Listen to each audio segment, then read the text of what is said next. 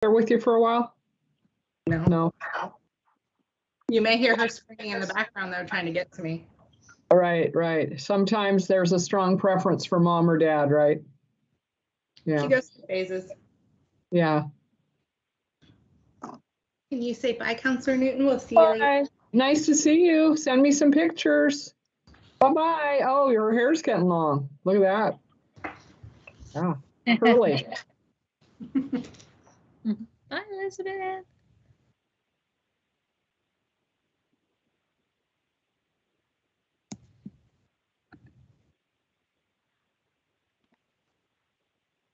Happy Tuesday, councilors, teammates, and budget committee members.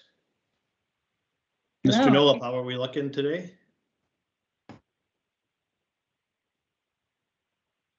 Good, thanks.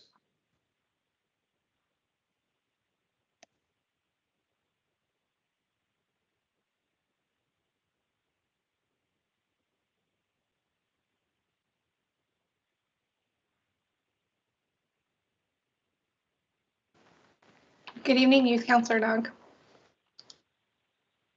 Good evening, Council President Lou. Good evening, everyone here.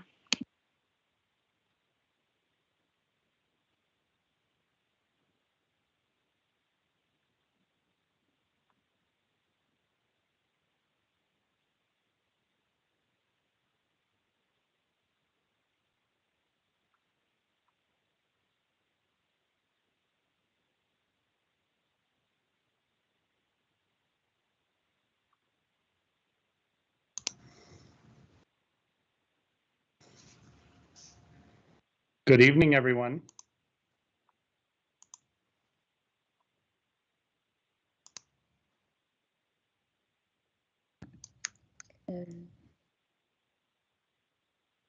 Mr. Nolup, will you let me know when we're ready to broadcast?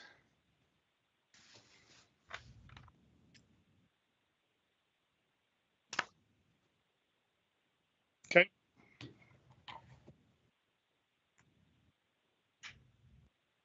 Like your backdrop, Mayor.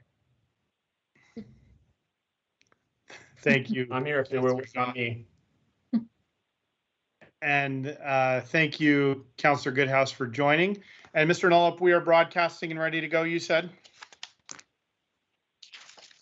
All right, I will call this Tigard City Council, Local Contract Review Board, and Town Center Development Agency meeting to order. City Recorder Krager, please call roll. Youth Councillor Nog. Councillor Goodhouse. Here. Councillor Newton. Here. Council President Lube. Here. Councillor Shaw. Here. Mayor Snyder. I am here, and Youth Councillor Nog was indicating via hand gestures that she's present. I don't know that her mute and unmute is working right now. Youth Councillor Nog, do you need us to wait for you? No, okay. It's really laggy, so. Okay. Geez, I am here. All right, I'll give you lots of time to unmute then. Yes, thanks for letting me know. I got you. Thank you. All right. And Mr. Nolup, would you mind putting the flag up on the screen for the Pledge of Allegiance? I'll ask everyone to mute themselves and participate on their own.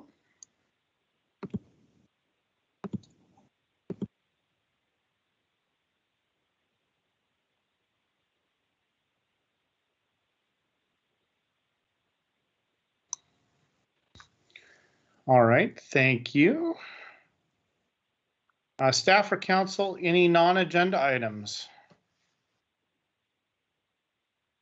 Council President Luke? Yes, I'd like to add a discussion about the charter interpretation. Okay, we will add that to the non-agenda items near the end agenda.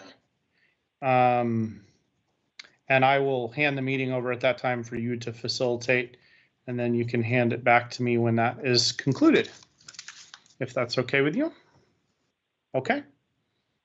We'll move on to item number 2 on the agenda, which is public comment. Anyone that wishes to call, may call now to get in the queue for general comments, and that would be by calling 503-966-4101.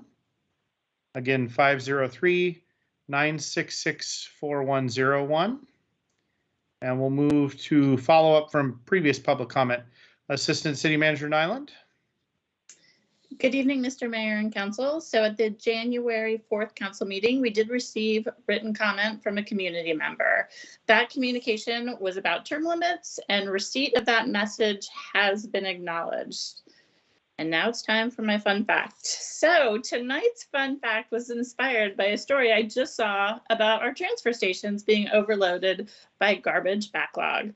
So as you may know, in a former life, I was somewhat of an expert on recycling, solid waste, tonnage fees, and the list goes on.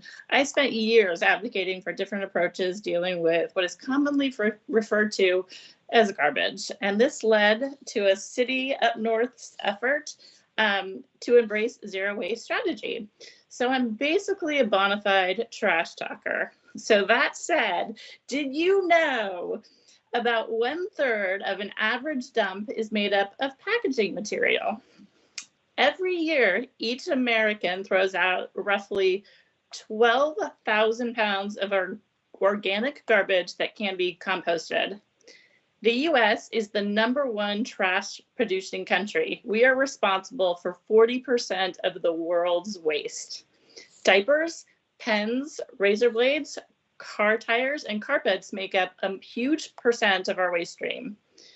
And on average, it costs $30 per ton to recycle trash, $50 per ton to send it to a landfill, and $65 to $75 to incinerate it. So that said, I want to thank you, Mr. Mayor and Council, for wanting to be bold around climate resiliency and our environment. That is my report for this evening. Thank you.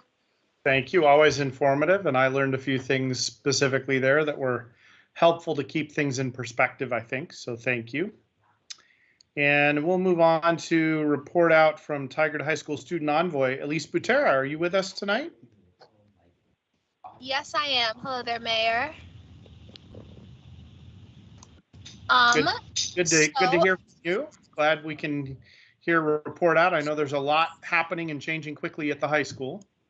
Yes, that's something I was going to mention. Today, Tigard High School announced that we will be going on. Tomorrow was supposed to be a teacher in-service day, but for Thursday and Friday and for the next week, we will all be online because of the Omicron variant and how fastly it's been spreading in our Tigard, Tualatin school districts, which obviously affects the stuff that leadership has had planned.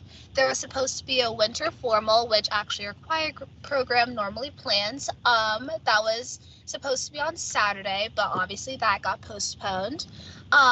I shared at the last meeting what the ASBs are doing, and those have all stayed the same. But our classes right now are all planning things. The senior class is working on coffee and treats for our staff and students, just kind of bringing up the energy at our school, especially is going to be important coming back from online because I know a lot of kids are worried. Our junior class is working on an online auction for, fingers crossed, the junior and senior prom that can hopefully happen.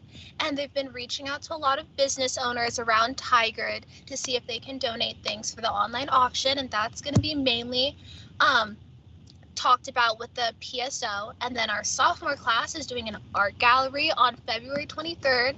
It may have to be pushed back, obviously, because of this variant, but it was supposed to bring attention to our art programs and the wonderful work that the students at our school do in our art program. So yeah, that's what's going on at Tigard.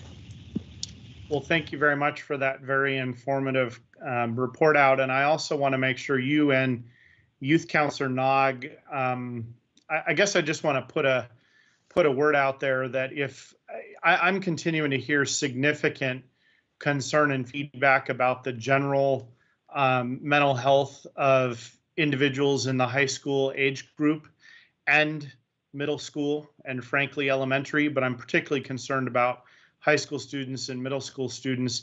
If there are things that the city can do to help with that regard, I would hope that you and Youth Councillor Nog and other leaders in the student body would let us know perhaps what those things are, or even if you don't know what to do, but you just want to talk about them.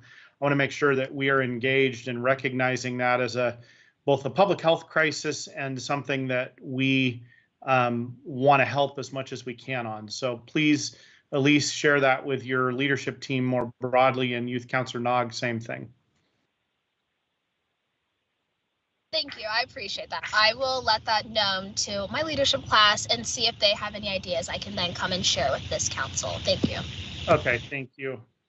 We'll move on to item 2C on the agenda, which is an update from Chief McAlpine.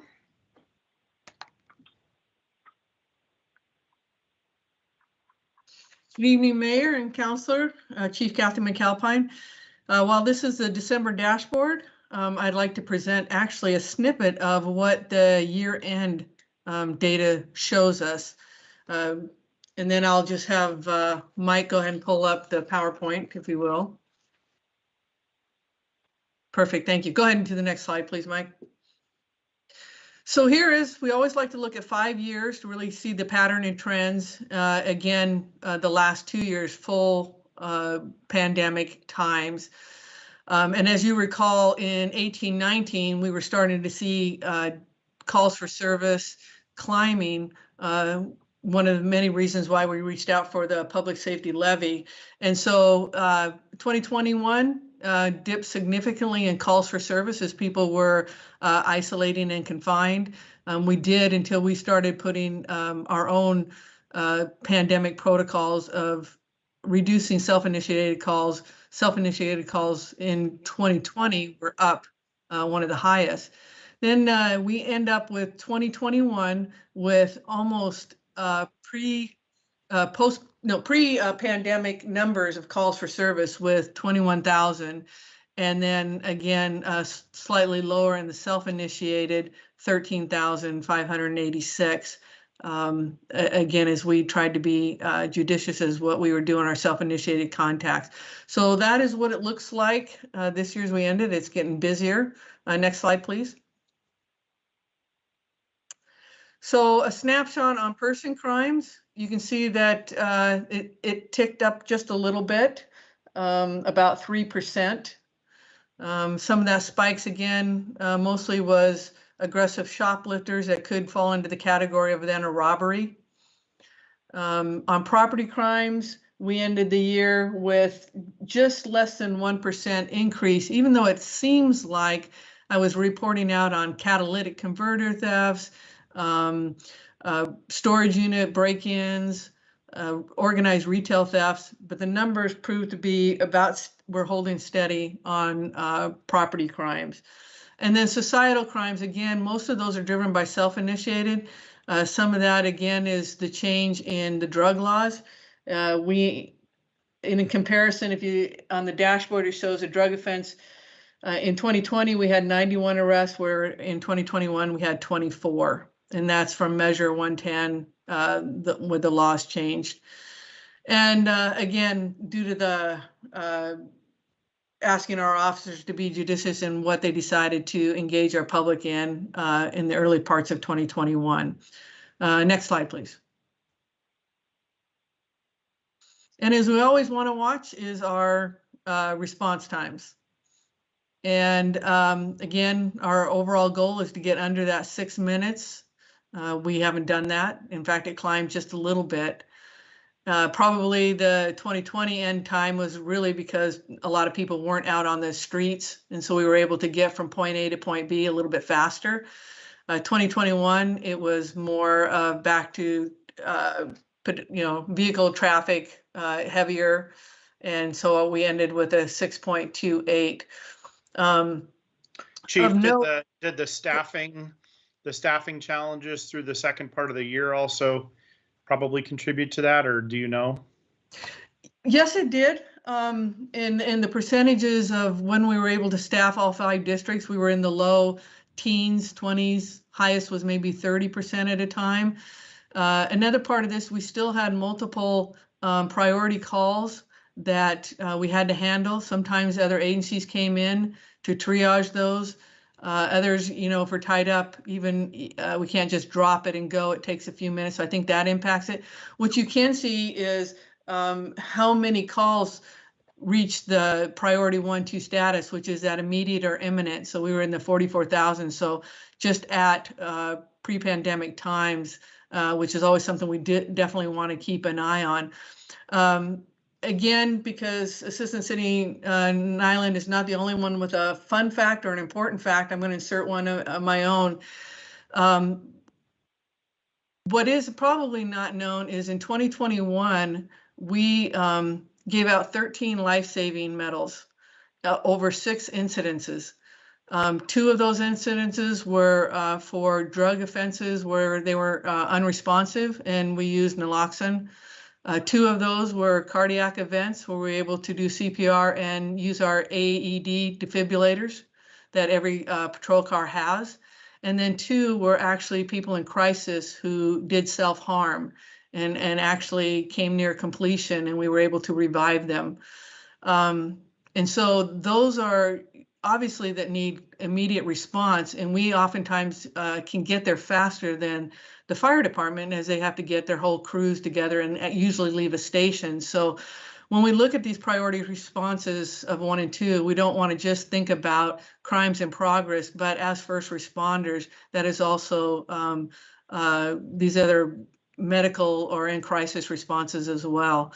And that's just a snapshot of what it looks like for 2021. As always, we do a deep dive that our crime analyst will do, and I'll be happy to share when she completes that report.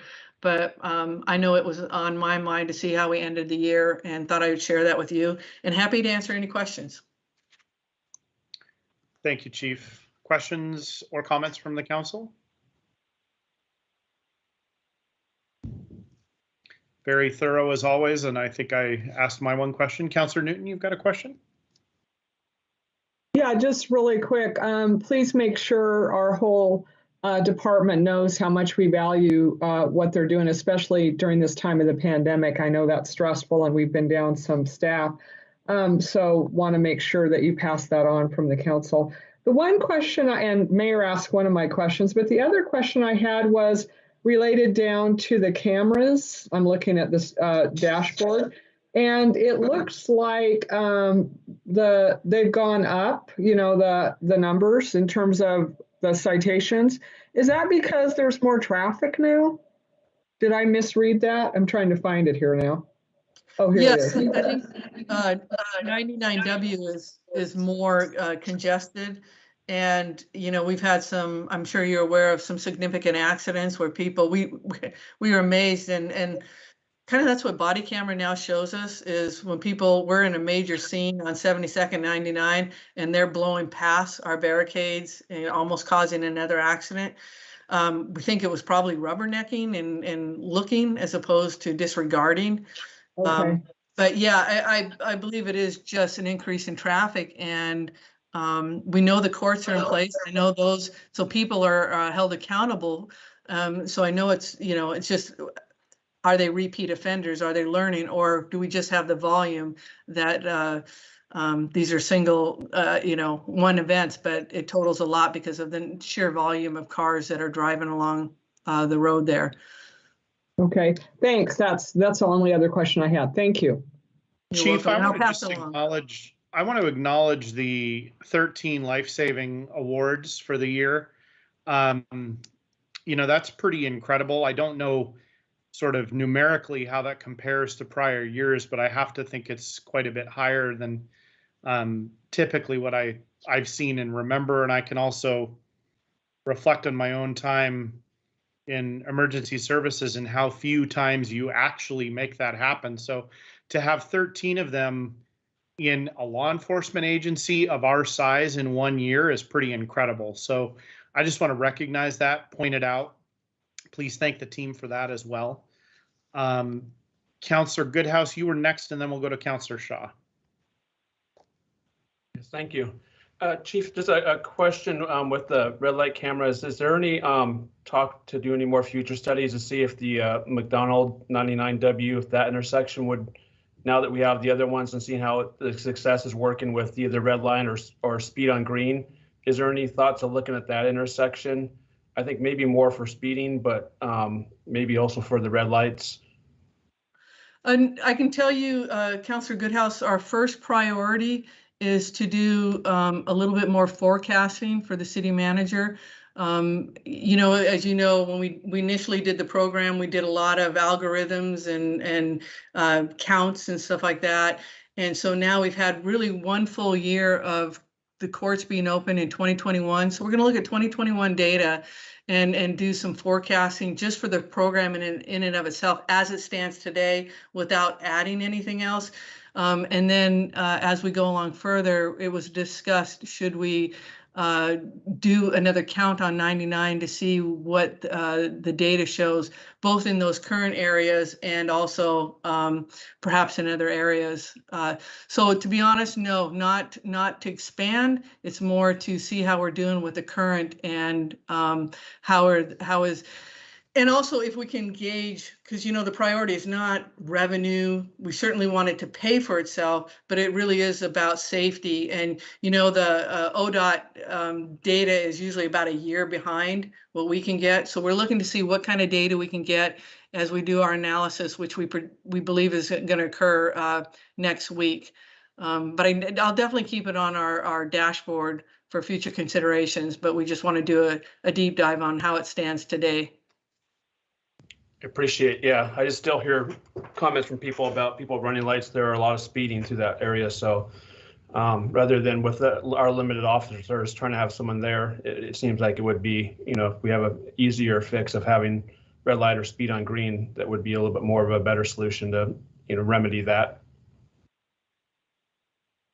All right, Councillor Shaw. Or did you still want to speak? Sorry, I saw your hand go up and then down. Sorry. Yeah, it did go up and I'm just having a little trouble of delay as well. But I just wanted to thank the chief and also kudos to your team with regards to the South Cities, the MHR team and all the positive news. And I'm hoping maybe even this could be an item that we could help provide or educate the public on, because it is really a success story. And again, kudos to you and your team. Thank you. You know, it is so desperately needed. And I think we're going to continue to have people struggling, people in crisis. And this has been a great tool for us. I can't wait till we have a good 6 months or more of data to really present to all of our councils for the South Cities and some anecdotal stories as well. So I look forward to maybe a presentation alone on the MHRT to council in a future date. I think we would appreciate that. All right, Chief, thank you. And we'll move on to a report out from the Tigard Area Chamber of Commerce. I believe we have Jessica Love with us tonight. Good evening, Council and Mayor Snyder. Thank you all for having me tonight. I'm excited to give you another update on what's happening with the Chamber. Happy New Year. First off, our Leadership Tigard class met today, and we did a hybrid format where we had about half the class virtually and half the class in person, and they learned about business and economy. We want to thank Lloyd Purdy with the City of Tigard Economic Development Department for helping assist with putting together a panel discussion this morning where we heard from Craft 3, SBDC, and then also some local business owners. So we really appreciate his support in this day. The class also got to tour Washington Square Mall and the UPS store and then Uncle Dan's Tire World. So they got a good overview of different types of businesses within our community.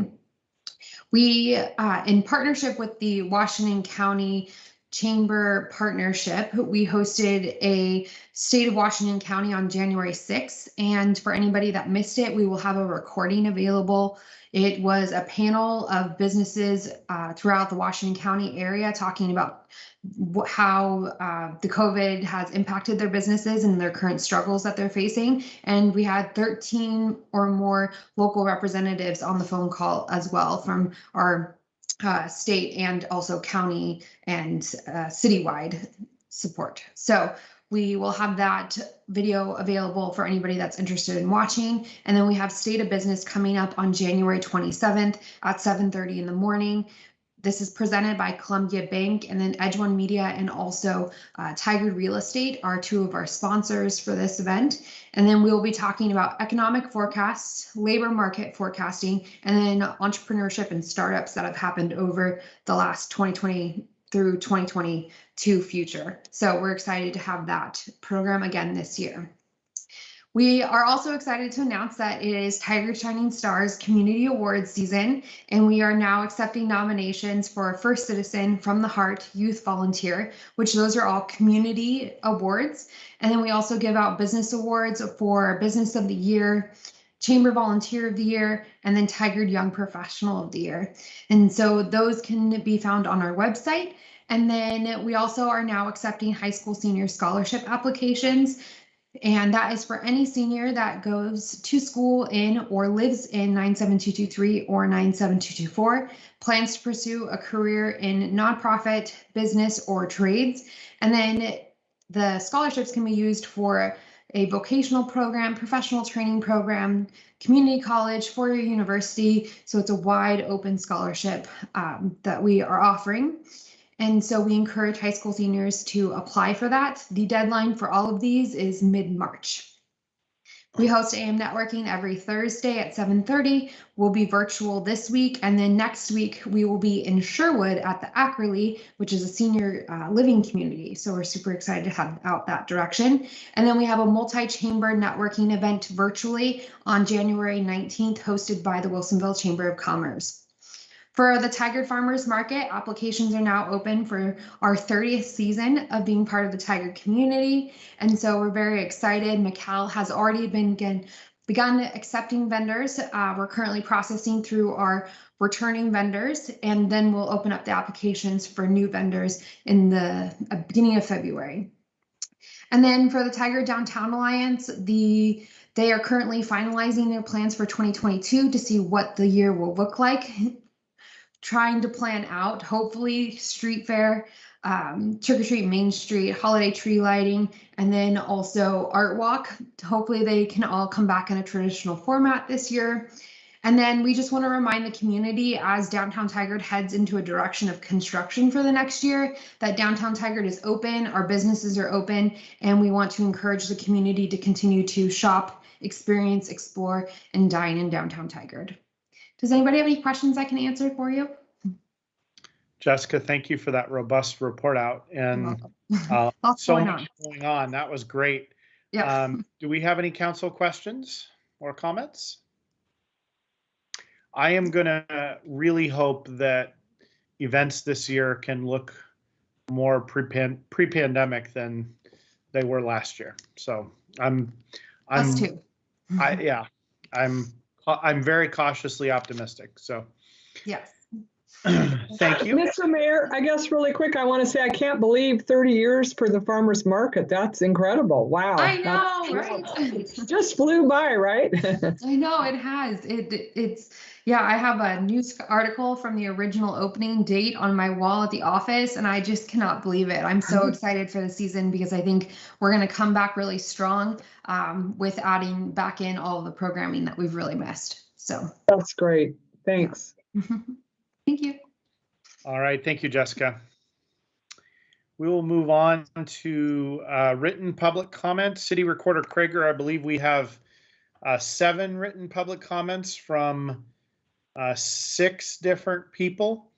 We had a written public comment from Patrick Hayes about dangers to pedestrians and traffic signal near the library. Eric Newland about yard debris and glass pickup schedule. Judith Scott about yard debris and glass pickup schedule. Beverly Burke about Ridwell and processing of plastics. Marilyn Sturm about Fano Creek flooding and opposition to the senior housing project. Naomi Rubin about glass pickup and plastic recycling. And then Eric Newland had a follow-up addendum regarding recycling and garbage service. So council, you should have received copies of all of those in writing. And I look forward to Assistant City Manager Nyland's follow-up on some of those at our next meeting. So thank you very much. We'll move on to phone-in public comment. IT Manager Nolup, do you have any callers in the queue? Mr. Mayor, no callers at this time. All right. We'll move on to the consent agenda. The Tigard City Council and Local Contract Review Board are going to use the consent agenda to consider routine items, including minutes and approval of contracts or intergovernmental agreements. Information on each item is available on the city's website in the packet for the meeting. These items may be enacted in one motion without separate discussion. Council members may request that an item be removed by motion for discussion and separate action. Tonight on the consent agenda, we are considering awarding a contract for Red Rock Creek stabilization and enhancement, and then a town center development agency action to consider approval of an amendment to the development and disposition agreement with Ava Tigard Development LLC. Is there a motion on the consent agenda? Council President Lube? I move to approve the consent agenda. Councillor Shaw? I'll second. It's been moved and seconded. Councillor Newton, I just want to make sure you do not have a question or okay. Okay, it's been moved and seconded. City Recorder, please conduct a roll call vote. Councillor Goodhouse, Yes. Councillor Newton, Yes. Council President Lube, Yes. Councillor Shaw, Yes. Mayor Snyder. Yes. All right, the consent agenda is approved unanimously. Thank you. Next item on the agenda is going to be a joint meeting with the Budget Committee. And I first want to make sure that we thank a couple of Budget Committee members, both Chris Bentz and Chris Mitchell. If they're both on the line, I'd love to give them a personal thanks. And then also a thanks on behalf of the city for the effort and time that you've put in for many years in some of your cases. Really appreciate the commitment to our community and making our community better. The Budget Committee is an extremely important part of us prioritizing as a community where we want to spend our precious resources. And so I just want to thank you for that. Are Chris Bentz or Chris Mitchell or both on the line?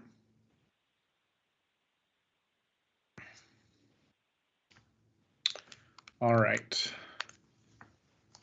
So with that said, we've got a number of things that we need to do tonight in this joint meeting with the Budget Committee. City Manager Reimer, do you want to start off? Absolutely. Well, good evening, Mayor, councilors, teammates, Budget Committee members, and members of the community that are watching. Steve Toller from Management Partners is going to run the presentation. So if I can ask Steve to share his screen with everyone, please. If you want to go to the next slide, Steve, that'd be awesome. Thank you. So just as a quick introduction, and I think it's going to be something that we want to talk about every single time the Budget Committee meets, is to really focus on our budget priority, and that is to improve Tigard's long-term fiscal health that we talked with all of you about in November of this year. More specifically, next slide, Steve. You're really paying attention to what we've called hold the line, focusing on our strategic plan, our adopted goals, many of the initiatives that we have in place, while at the same time, building upon the success that the Budget Committee, the Council and Mayor, and the Finance team over the course of the last several years have built for us. And so looking at expanding on some of the things we're doing by introducing a few more best practices, such as internal service funds, and taking a closer look at our reserves. And tonight, those are going to be two of our key things that we hit on. Prior to that, though, there's some business that the Budget Committee needs to perform. And so the first thing, if we get to the next slide, Mayor, I think it'd be helpful if we just went around both the Mayor, Council, Budget Committee members, as well as the professional team that's involved in this, just so we can introduce ourselves to the new members as well as to each other. So I'll turn it over to you if you're all right with that. You bet. And then I'm going to take us through the first couple of items, right? Both introductions, elect the Budget Committee Chair and Secretary, and then appointing 2 members and subcommittee members, correct? Yep, absolutely. Okay. Thank you. So we'll start with introductions. I'm Jason Snyder, Mayor of Tigard. Council President Lube, you want to go next? Hi, my name is Heidi Lube. I'm City Council President. Youth Councillor Nog. Hi, I'm Oishiki Nog. I am the Youth City Councillor for Tigard. Councillor Shaw.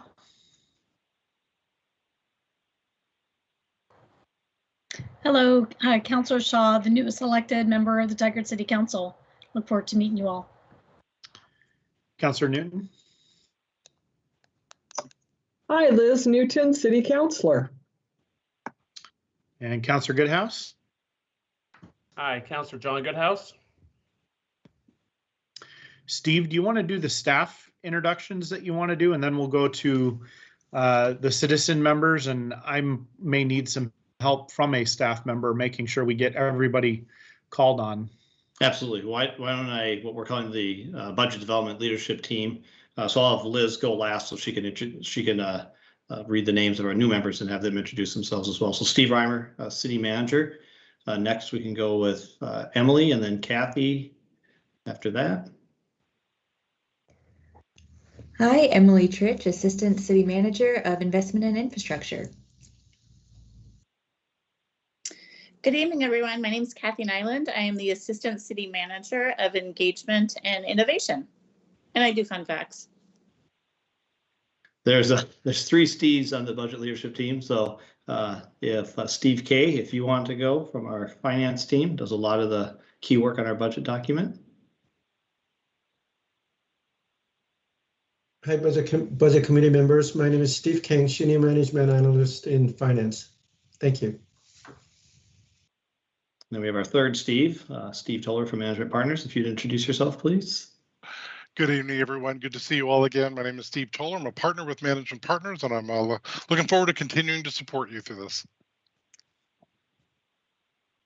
And then Liz, please.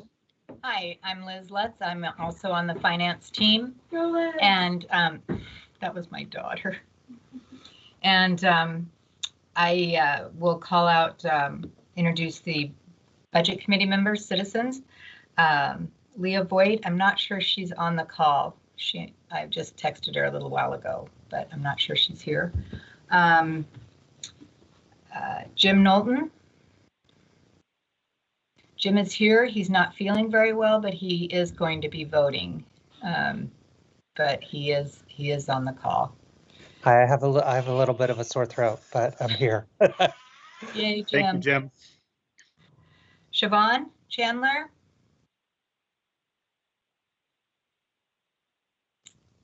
Oh, she was on earlier. I'm not sure if she's still here.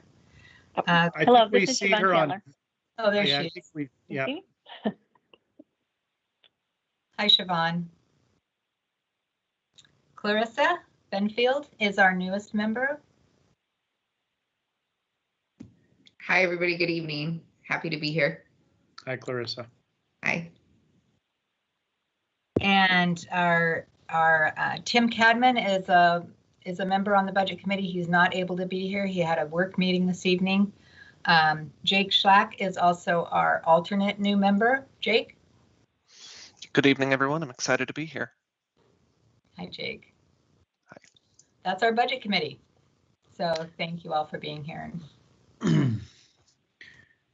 Thank you, Liz. Appreciate your organization always and keeping us all straight. So with introductions, City Manager Reimer, are we ready to go to electing a chair and a secretary? Yep, well, let's go to the next item. If Steve would mind advancing the slide there, please. All right. So it sounds like Leah served as chair last year, I believe. And she's, Leah, I guess I want to check, are you on the line? Are you on the line now? I don't see that she's here, and she hasn't answered my text either. Liz, did she to either you or any other staff members? I have not talked to her really recently, but has she indicated whether she has an interest or desire to continue serving as chair, or have we not heard anything from her about that? I guess if she'd said, I don't want to do that again, I'd like to know that if she voiced it, but. Right. She didn't voice it, and last year she said she enjoyed the experience. So. Okay. I mean, that doesn't mean we have to appoint her, but it's at least a data point I wanted everybody thinking about, so. And also, well, go ahead. No, you go ahead. No, I was just gonna say that I also, Tim Cadman, who's not here, longstanding member, may also have some interest in as well. Okay, and you know that because he's expressed it? We talked about it again last year. Okay. That he had, when he was being considered, yeah. But he's not here tonight. So. So I think it's also appropriate for the people that now everybody that's not here has gotten to voice their perspectives as best we know them. But members of the citizen members, if you are interested in either of the leadership roles on the budget committee, we not generally, we have you as citizen members serve as both the chair and then also the secretary. And I guess I would just ask each of you to express interest verbally now if you have an interest in serving in one of those roles, and we all can kind of talk through it and try to figure it out. So Jake, I think you would be the only person as an alternate who probably is not in a position to serve as chair or secretary, but everybody else is. But I also think, Jake, you can vote tonight because there's multiple members missing. So that's the intent of having an alternate. So with 2 people missing, I think you get to vote tonight. Jim, I'll just go round robin. Jim, do you have an interest in serving in either of the roles?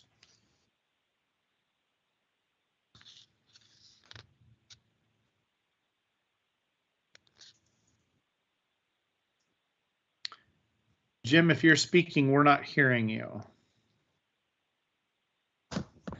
Can you help me understand a little better what the secretary role is and what you do? Yeah, I will do my best. I actually served as a secretary of the budget committee when I was a citizen. So, and then staff can correct me if they think it's changed. But the role is really sort of helping with more of the organizational and administrative part of the meetings, and particularly, to be honest, reviewing the minutes, which are pretty detailed around decisions that are made and making sure those are accurate, and approving them to then go to the next meeting. That's probably the primary responsibility. Steve Kang or any other members of staff, or Liz, you wanna add or correct me there? No, I think you got it right on, and Leah did just get on. So. Okay. So I'd be interested in the secretary role. Okay, thank you. Sure. Leah, we were just getting information and feedback from each member, each citizen member about their interest in serving in either of the leadership roles. And of course, your name came up since you served so excellently as chair last year. Are you interested in doing that again, or would you prefer not to, or do you not want to say? Yeah, I first want to apologize for joining late. And yes, I would be open and interested in serving as chair again if there's a need for it. Okay. Well, I'm inquiring with each member. We had you and Tim Cadman both were not on the line, so I sort of started this facilitation a little differently than I would have if you all were here. Shoban, do you have any interest in either of the roles? I am fine either way. If there's a need, I'm happy to jump in, but Leah did an excellent job last year, and if there's someone who's dying to do it, I don't want to be in his or her way. So, okay. On the fence. Clarissa? Yeah, absolutely. I'm kind of in the same position. I'm happy to help and support if you guys I think we need somebody, but I'm also happy since this is my first time just to sit back and participate and then see for next year. So either way. Excellent. I am loving the amount of willingness to participate here. Okay, we already talked about Tim and Jake's the alternate. So I guess is there a motion? Given what I heard, I kind of think I have a sense of how this is going to roll, but does someone want to make a motion?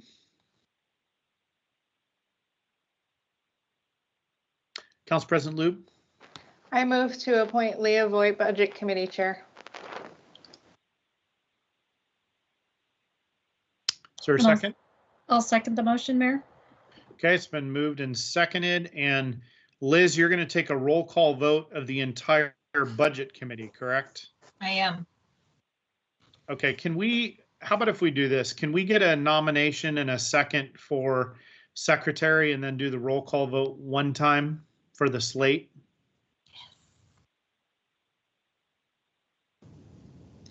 I move to nominate Jim Knowlton as secretary.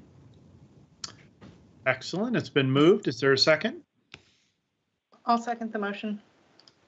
Okay, it's been moved and seconded. We now have a slate of Leah Voigt as chair and Jim Knowlton as secretary. Liz Lutz, would you mind taking a roll call vote, please? Councillor Goodhouse? Yes. Councillor Newton? Yes. Councillor Shaw? Yes. Council President Lube? Yes. Mayor Snyder? Yes. Clarissa Benfield? Yes. Siobhan Chandler? Yes. Jim Knowlton? Yes. Leah Voigt? Yes. Jake Schlack? Yes. Thank you. All right.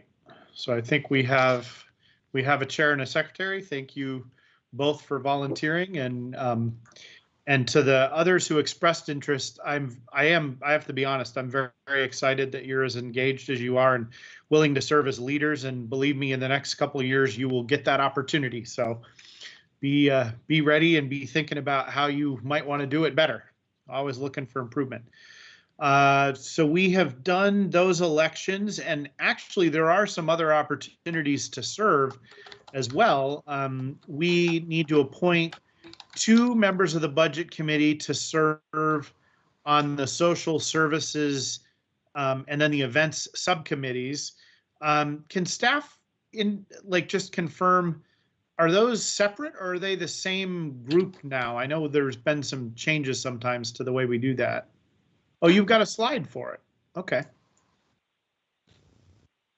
So so Budget Committee members in particular, or citizen members, I should say, please take a look at this. I think generally we're trying to staff these or fill these roles with citizen members, not more counselors. So the Social Services and Event Funding Subcommittee. Okay, so it's now been combined as one. That's been done differently before, so thank you. And it's comprised of 2 Budget Committee members, Councillor Newton and then former Councillor Marlene Henderson. And I guess I'll let you read. I'm not going to read every bullet point on the slide, but let's have you read those real quick and then we'll talk about who may be interested.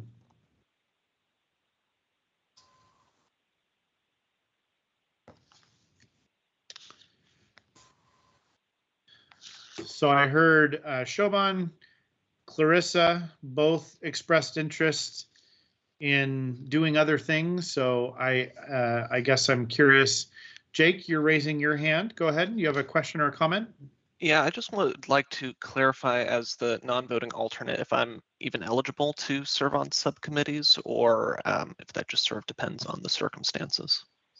It's a good question, and actually one I don't know the answer to.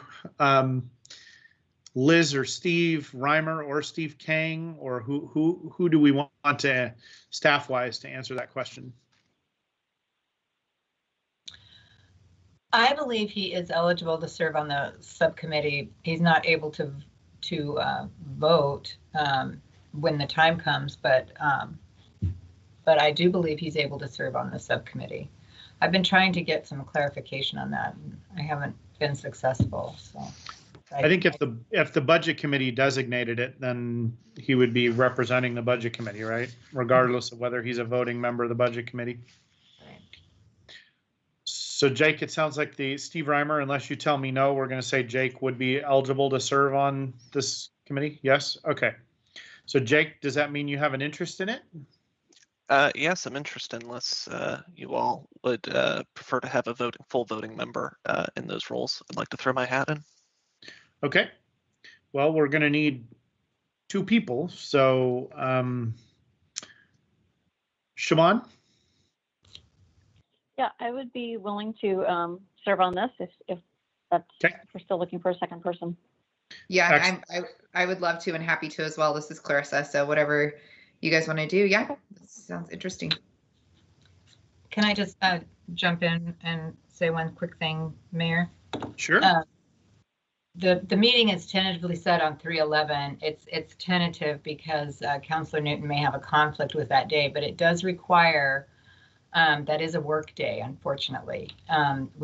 We used to do these meetings in the evenings. It would take 2 to 3 evenings. And we moved it to typically a Friday a couple of years ago, mainly because the social service agencies are working that day. They didn't have to take time out of their evening to come and do a little presentation. So it does require a day off of work, which I'm sorry to say, but if that is an issue, I just want to put that out there. Siobhan, is that an issue for you? With this kind of lead time, I should be able to take the time off and make that work. So that should be fine. All right, just as long as I know if I'm doing it, then I can plan. Yeah, no issue for me. I'm all good. And Jake? I can confirm that I already have PTO for that day. That happens to be my birthday, so. Not that that's an influencing factor in anything. But. Well, that's amazing. All right. Do you all want to have further discussion about this? I love that we have more people volunteering than necessary. And I guess I also want to ask the question of, is there a reason why we couldn't have 3 members of the budget committee participate if they want to? That was going to be my question. Is there anything that requires it to only be 2? Not that I'm aware of. I will just say that it's a pretty fast-paced day in terms of when we say 7 to 10 minutes, it is 7 to 10 minutes because we do have about 30 agencies that we need to get through in one day. We do take about a half an hour for lunch and try to take a couple of quick breaks, but it is, like I said, a pretty fast-paced day. So you will get the applications ahead of time so you can have your questions prepared, but it needs to, it just needs to keep moving. So, as the more people we have, maybe the more questions, but I don't want to discourage anybody. I think it'd be great if we had 3. So it's a pretty fulfilling day, I will tell you. People say it's a really good day because you learn a lot about what's going on in Tigard. Councillor Newton, would it potentially be helpful to you, or how would you have an interest if you end up with a conflict? Would you want to just proceed on that day and let the 3 of them do it if you're not able? Well, I can, as I told Liz Lutz and Steve Reimer, if I know in advance that that's the day, I can change, that's not a problem. I just need some lead time. So if that day works for the majority and I have this much notice, it's not a problem. I think I think having 3 is fine. You get different perspectives. I appreciate what Liz Lutz said, though. It is pretty intense, it's pretty busy. So, and it also is amazing to see all the work that folks do for those in need in our community. But yeah, your brain gets a little tired. But no, I don't have a problem with 3. I think we can navigate that. And I'm happy if this day works for everybody else that's going to participate, including Mr. Henderson. I'm happy to make arrangements to be there. Thanks. All right, I'm going to do a negative poll now. So that means if you disagree with the plan to have all three of them participate in addition to Councillor Newton, now would be the time to raise your objection. Does anybody object to that? And do we need an actual motion on this, or can we just assign this? We don't motion. I usually do it by email, so get volunteers through email. So this is okay. Steve, were you agreeing with that, or what? I'm sorry. Yeah, absolutely. The conversation serves its purpose. Adequate. Okay. Thank you, all three of you, for volunteering, and love the participation. So, Steve Reimer, with that said, I think I'm ready to hand it off to you. Yes, thank you, Mayor. Well, this is a great sign for what the year is going to be like with the Budget Committee. Obviously, we want very engaged committee members, and both of our new members, as well as those that have been on the committee, are demonstrating that again tonight, so we appreciate it. The next two items are really a chance for us to get some of your high-level guidance and input. And so the first one we're going to talk about is our forecast that we've been working on. As the Budget Committee recognizes, there's been a general fund forecast that we've been using for a number of years. I know there may be a lag in the slide, Steve Toller indicated, so we'll try to keep pace with the slide changing here. And so tonight, like I said, we're seeking the high-level guidance. We've updated the financial forecast since you saw it in November. So we've been able to incorporate the 2021 final results of the fiscal year and updated some of our projections. So at the same time, I just want the council and the Budget Committee to recognize this is not the final forecast. It's really a work in progress, and tonight is just a chance to demonstrate the dashboard that we've been working on and trying just to drill down a little deeper than we have in the past in terms of the assumptions that we're using in terms of population, et cetera. And so I'm going to turn it over to Steve Toller here, and he's going to walk you through it. And then once again, I'm not looking necessarily for all the numbers that we have up there, but the mechanics of it, how does it work, and if there's any details that you'd like, we're happy to address those today. So Steve, I'm going to turn it over to you. Great, thanks, Steve. Again, hello, everybody. It's good to see you all again.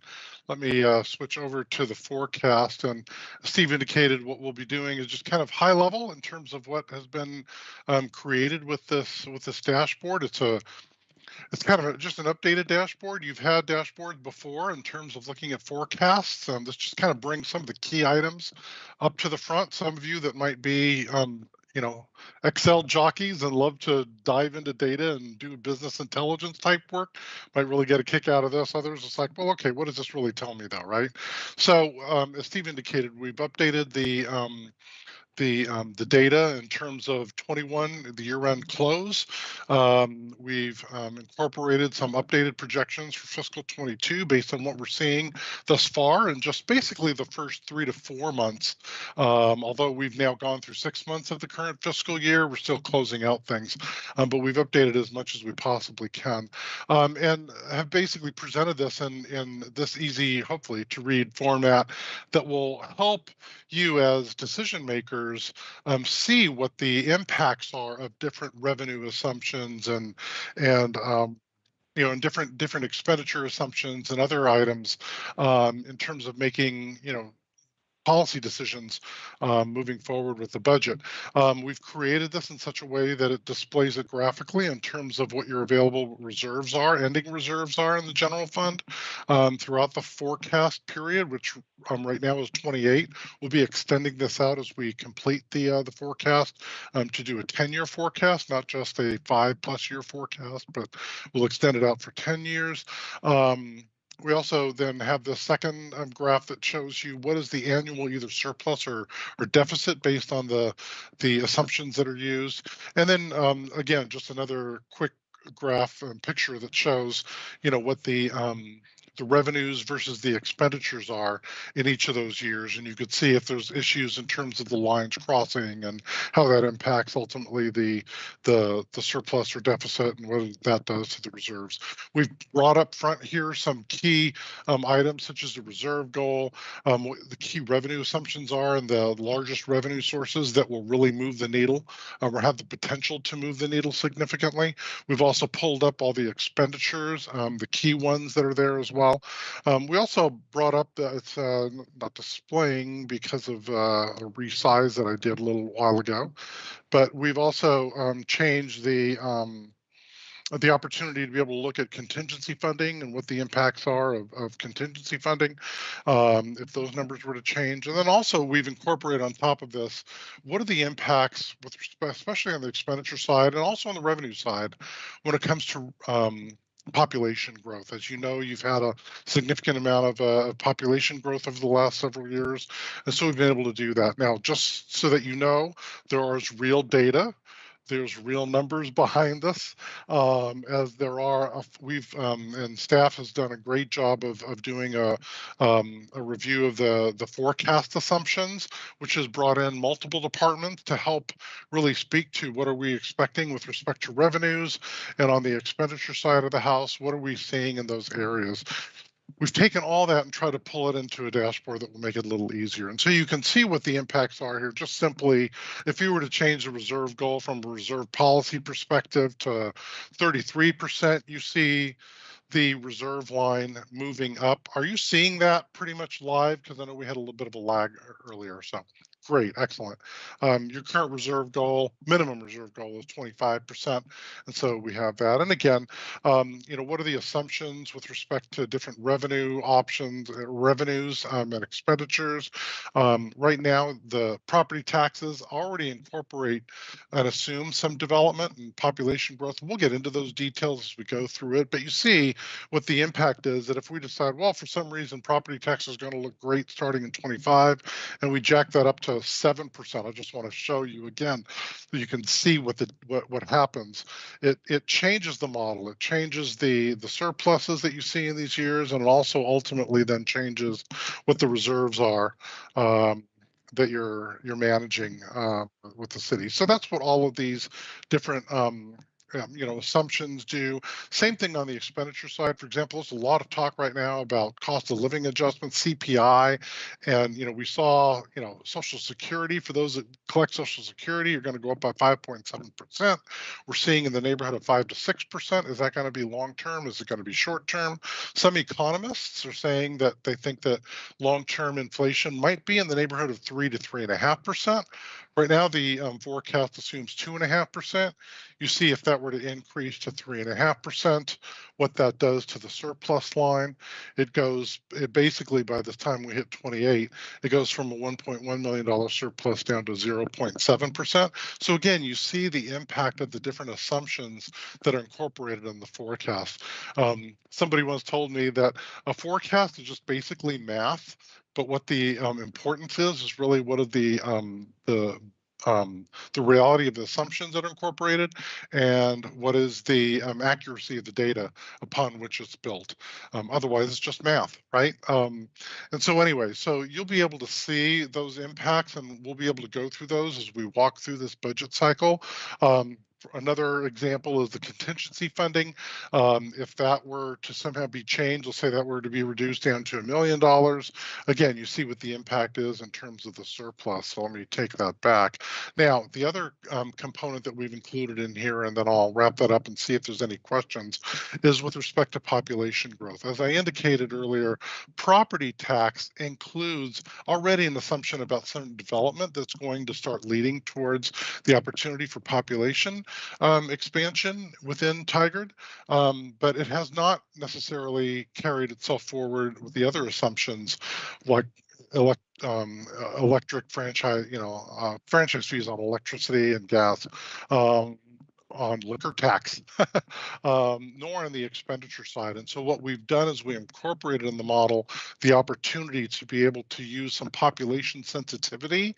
In other words, what happens if our population grows by 1.7% per year? What happens with respect to electric franchise fees or liquor tax revenues, or the cost for providing police services or other administrative costs, etc. cetera. And so we've incorporated those sensitivities in here. And so when we turn this on, you'll see some changes up in the annual surplus deficit area. You see that all of a sudden now, given the assumptions that we've used with respect to population sensitivity, and given the assumptions that we have with respect to population growth, what impact does that have on providing police services, admin, et cetera?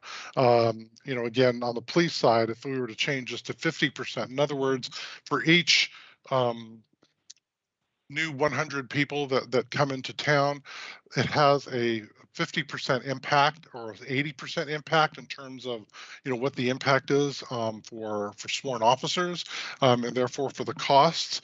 And so you can see that if we change this to 50%, you know, in other words, if it goes up by 1.7%, we only need about a, you know, 0.85% increase in public safety costs.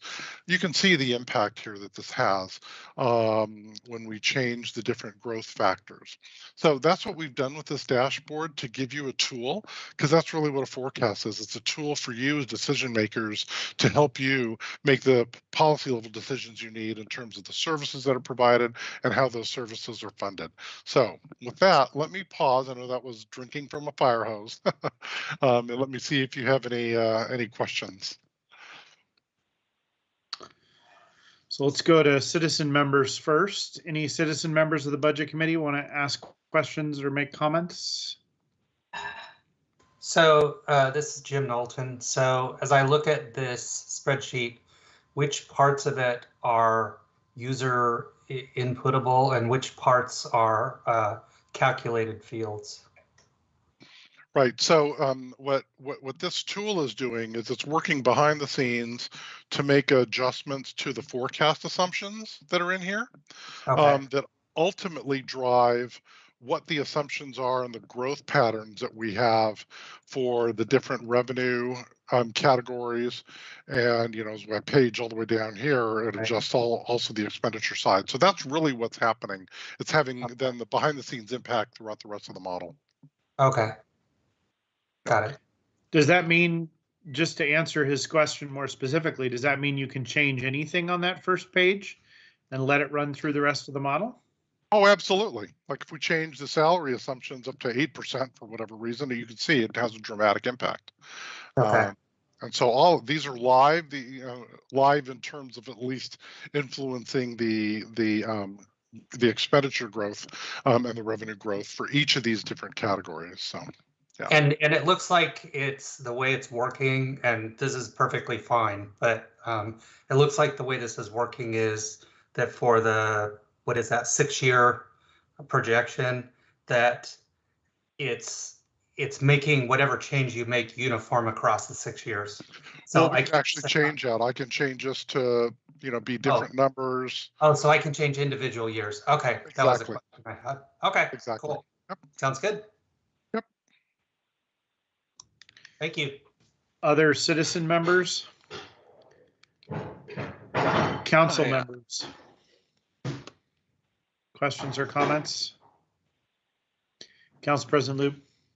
No, I just wanted to say I think this is the first time we've seen something like this in order to be able to look at it, and it's a really interesting way to think about our budget and the way assumptions are made, and I think is really helpful just as a numbers finance person. It's fascinating sort of to see the behind the scenes on the estimations and the formulations of what may go into our budget. So thank you.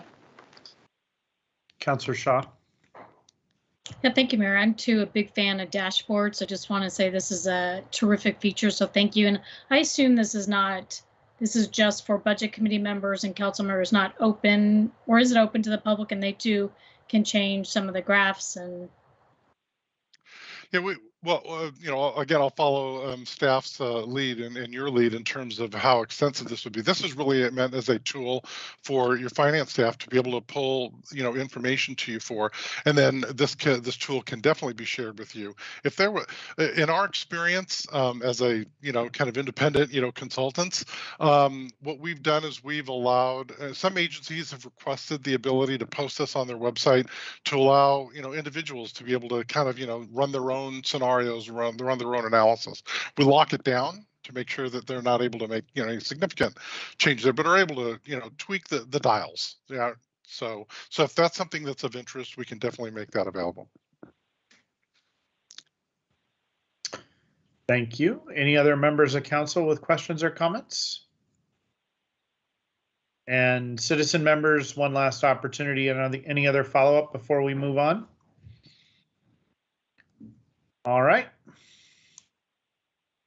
All right, let me close that one up, and then we'll move on to the next one, which is our internal service fund. So Steve, if you want to advance the slide, just on the last item. So we will now be going through the cells that you saw there, coming up with what we think the appropriate number is. So the next time we come to the budget committee, we will have the numbers that we are recommending in there. So there'll probably be a change to what you saw.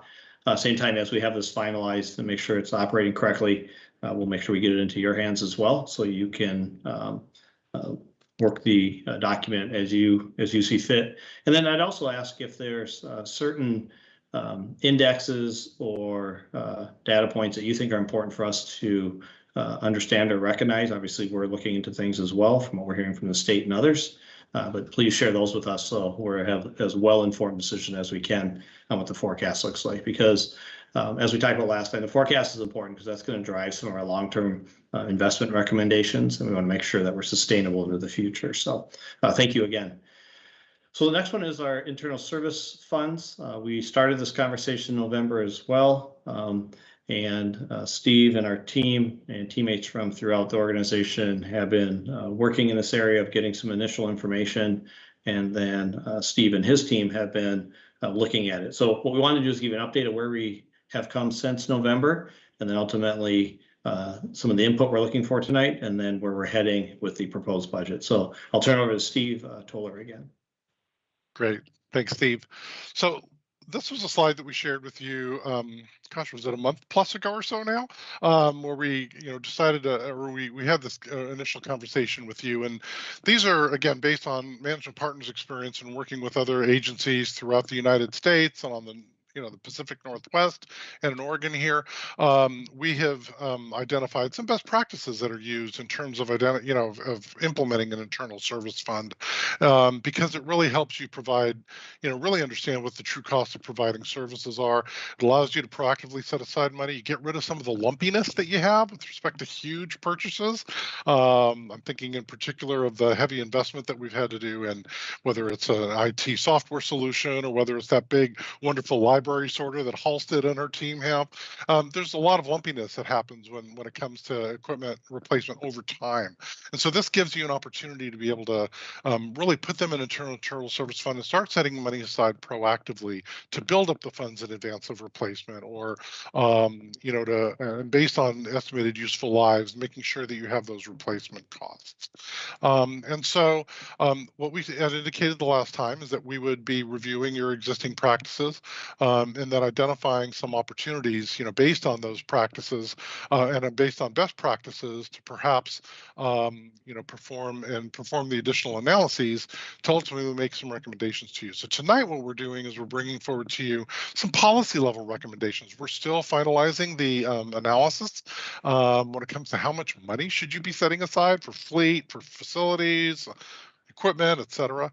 And so we'll be wrapping that up and incorporating that as part of the budget process. But tonight we wanted to talk with you about some of the kind of the policy level issues I think that would be important, and frame the methodology that ends up being used.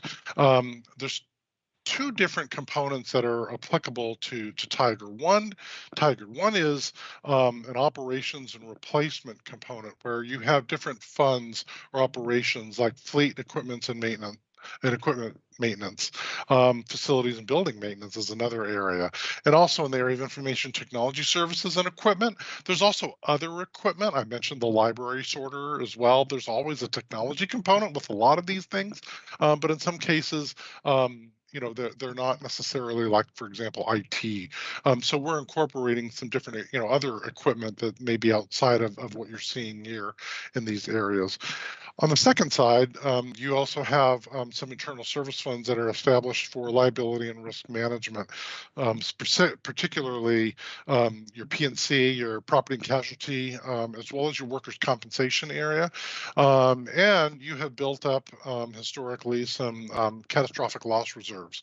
And so what is the appropriate methodology to use for both of these types of funds? And so firstly, I wanted to address the concept of operations and replacement, is that there would be some guiding principles used here in terms of, ensuring that the asset inventory is complete and identifies all of the assets that are currently used to serve the community that need to be replaced in the future. What are the replacement values? Not just looking at historical costs, but what does it take to replace that asset at the time at which it ends up coming due for replacement? What is the life expectancy? And that can be done either based on number of years. It could also be done based on number of miles for a vehicle, or run hours for an HVAC system. So there's a whole bunch of different ways to do that. And the option is, or the opportunity here is to try to identify what is the appropriate mechanism to evaluate life of each asset, as well as then the allocation is that, when we have the list of assets, some assets are a direct relationship, like a police squad car or vehicle is to the police department, but there might be a backhoe that might be used by not only public works and parks, but also spread across different funds. And so we'll work on some allocation based on methodologies that seem to make sense. In the area of information technology, I think that's really interesting to do in terms of the way that you allocate those costs. On the other side then, so that's the asset replacement, but then there's operating costs. It's the staff that are supporting that are doing fleet and vehicle maintenance, and those that are doing building maintenance, et cetera. And so the methodology again used there is dependent on a variety of different factors, and we'll be creating some different methodologies that we think make sense. Whether it's square footage for facilities or mileage for fleet, and user supported for information technology, for example, or number of devices perhaps. And so the framework of the ISF methodology here for operating replacement funds is what you're seeing here. It's being able to identify the full list of inventory and setting aside money so that you have the money in place to replace that asset when it becomes needing to be replaced, as well as then addressing the operating costs and allocating those appropriately. So from a policy level perspective then, how do you, once we do this calculation, and I'll just use a simple example. We have a $50,000 vehicle, let's say, that has a life of 5 years. This model would basically say you set aside $10,000 each year, right, for 5 years. That way you have $50,000 at the end and you can replace it. If that asset is 4 years old right now and we haven't already set aside this money, how do you get to the $40,000 that needs to be in reserves today? We'll be coming up with some recommendations to you as part of this process as we see what the magnitude of assets are and we compare that with what the actual reserves are that are currently available. And we'll be bringing forward recommendations through the budget process in terms of how to do that. But typically what we find is that the initial funding sources are either using excess reserves, they may use one-time resources that are available, as well as then, identifying a multi-year funding plan to be able to ratably get the reserves up to where they need to be. Secondly, is with respect to ongoing funding sources, the recommendation here is quite simple, is that they would be done through internal service charges to the applicable department and / fund to be able to set aside those operating costs as well as the replacement costs that are necessary to build up the reserves. Well, the question becomes then, what is the target reserve level? And based on the work that we have done throughout the United States with other agencies and looking at the details of the type of assets that you have, we think that it makes sense to target a reserve level of anywhere between 75 to 100% of what that calculated recovery cost. I go back to that example of the police vehicle that is 4 years old, and we should have assigned, or set aside 40,000 of the 50,000 that it will need to replace it in the following year. The reserve threshold then for that would be 75% to 100% of that. So anywhere from $30,000 to $40,000 would be sufficient. Now, some agencies, they want to target going to 100% to make sure that they definitely have those assets available. But some agencies say, we could get away with something a little less than that because we know that assets get extended. They may be replaced for a lower cost because we're trying to be realistically conservative in terms of what the replacement values are. So we think that a range of 75 to 100% of the replacement cost makes sense. And then on top of that, for your internal service funds, because there is not as much sensitivity in terms of revenue sources and where the revenue is going to come from, they would come from internal service charges. We think that 2 months of annual operating cost is sufficient to ensure that if there's any, one-time big costs that you have with respect to, some software maintenance or other things that was not, expected, rising fuel costs, that you would have the money set aside to be able to address that. And then what you would do is this would be an ongoing evaluation process every year or every, whatever the budgeting cycle is, you would do another evaluation through the budget process to ensure that your reserves are hitting that 75 to 100% range for replacement, and that you're targeting having 17% of operating costs. And the question then becomes sometimes, well, what happens if you have more? Then you as a council can make a decision as to whether or not you want to maintain that in the fund, or whether you want to give a rate holiday in terms of the internal service charges that you're charging to the operating departments, because you don't need to have as much money coming in because you already have plentiful reserves. So that's kind of the concept with respect to operation and replacement based funds. When it comes to liability and risk management, it's important to understand what the operating costs are and the funding sources for those. And you see here that the operating costs in the insurance funds, if you will, are basically the premiums that you're paying. It's any self-insured claims that would be on more of a recurring basis, not the catastrophic loss, as well as then personnel and other administrative costs to basically handle risk management for the city. The way that those are handled from in terms of funding sources are we might be able to receive claims and insurance reimbursement for things like if we had to, pay to have a light pole replaced just to get it replaced, and then we end up getting that subrogated or getting the money back from a claim reimbursement. That helps go back into the pot, if you will. There's interest income for excess reserves that are in those funds, but otherwise, it's the internal service charges to operating departments are funding your liability and risk management funds.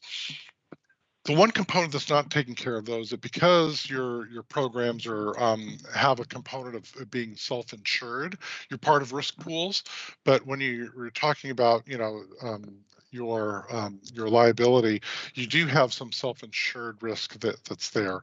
And historically, the city has established a threshold of about $850,000 for property and casualty type of insurance risk, and then about $600,000 for workers' compensation. We've been working with Jennifer Curran and staff to identify what those targets are historically and what would make some sense, we think, long term. We are recommending, what we're seeing a lot of agencies doing is kind of using this concept of a floating reserve target, is that you want to have some form of a minimum target, which would be, let's say, $1 million. I mean, maybe on the high end, you'd want to target about $1.5 million. And then what you do is, again, each budget cycle, you reevaluate and you decide to replenish as necessary to make sure that you have that, as well as then you take a fresh look at the reserve targets. What is it that we should have based on our experience and based on where the risks are that we see that could be in the future. Agencies that we've been dealing with that are in wildfire areas or areas prone to significant flooding, they have different thresholds. So it just depends on what makes sense. So those are some of the high-level policy issues that we see that we're bringing to you tonight for consideration. Happy to answer any questions, and we thought we'd summarize it in this one slide in terms of what those policy considerations are. I'm going to turn it back over to Steve, and then he can guide and we can address any questions that you have. Thank you, Steve. Hopefully that's helpful to understand some of the work that we've been doing. Really tonight, as Steve just said, we're looking for your guidance at least and input on the things that are in front of you here in terms of our methodology, as well as some of the specifics that we talked about. So Mayor, I'm going to turn it over to you if you don't mind to facilitate the conversation. If there's any input that you or any of the other budget committee members would like to share with us. Yeah, and you're essentially asking for the budget committee, maybe not by vote, but to endorse or provide feedback about the various things that you have proposed tonight, correct? Yeah, absolutely. Because you're going to then use those assumptions to sort of move forward with the budget plan, the next year's budget planning, right? Absolutely. And the next step that we didn't talk about tonight, we referenced, is we'll take this guidance and then, yeah, absolutely, we'll come forward with the funding strategy. So if we're looking for a reasonable test here, reasonableness test, does this seem reasonable to the committee as something that you'd like to discuss in any of the numbers that we've been sharing here? All right, so citizen members, let's go to you again, and I'm actually going to call on each of you to at least provide your quick thoughts. So even if you just agree or say, yep, good plan, that's good enough. Leah? Yes, I will admit that I have limited knowledge in this area, but it seems reasonable to me, so I think it passes the reasonable test for me. Thank you. Jim? I'm with Leah. So yeah, I mean, it just based on looking at it tonight, it looks reasonable. Okay. Well, and realize none of this is static. So right, if exactly. we get into the budget process and we think something's garbage, we can say that. Yeah. All right, Siobhan? Thank you. Yes, I'm willing to go with the process, and looking forward to learning more as we go through it. But yes, I approve. Clarissa? Yeah, I'm definitely on the same page as well. I'll be curious as we get further into our meetings and discussions, like looking at those targets further and really understanding kind of more in depth how that actually looks once it's put into play. So yeah, so far looks great to me. Jake? I agree with my fellow citizen members on the council. These, at face value look reasonable.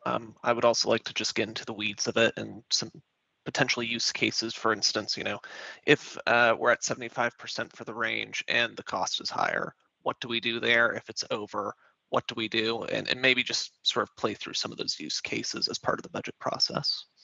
Steve Toller, do you want to talk through some of that, or Reimer? Either one of this? Yep. Toller, go ahead. I'll fill in the blanks as well.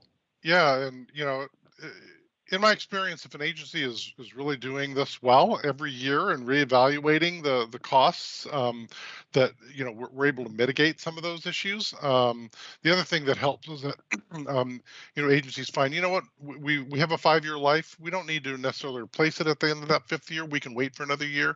That helps keep money in the pot. If you 3 of 0 in the reserve. Yep, that's very as well. I think when we start the conversation, like Steve was indicating, significant amount of funds in there, that there's a lot that itself can pick up some of that volatility in it over the long run. And so that's why getting to that minimum of 75 is so important.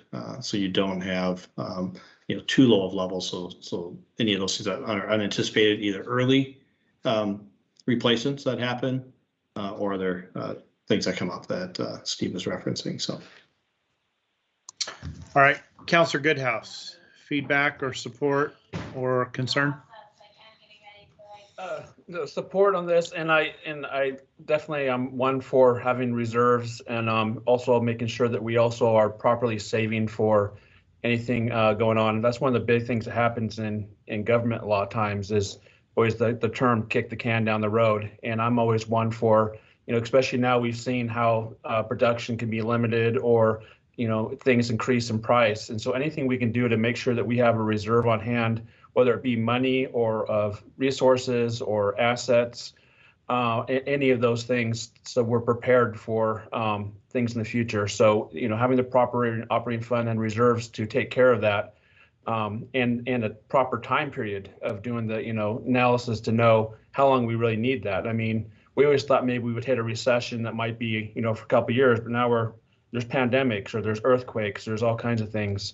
And so I'm definitely in favor of this. And the next part is just to make sure that we message this to the community, because if the community looks at it and says, well, why do we have, X amount of dollars is sitting there? We also need to make sure that we have the message out there that we're doing this because of situations of pandemics or situations where there are downtimes, or we are putting money away to pay for vehicles or things that do wear and tear, or things that will need to be repaired, or systems that need to be done. So we don't do the huge rate increases, whether it might take a little while to get there, but then once we're there, it'd be a steady, just even amount of rates on things or taxes or everything like that. So definitely in favor of it, but I think messaging is going to be very important on this. All right, thank you. Councillor Newton. Thank you, Mr. Mayor, and thank you for this. I think it's very prudent approach to take. I do guess I would say I'm assuming, though, that our major systems like buildings, HVAC, roofs, we are keeping things maintained. I think that goes, they're just ongoing maintenance goes into a different fund. But I'll be honest, I think we got into a little bit of trouble with our current facilities because we delayed some major maintenance.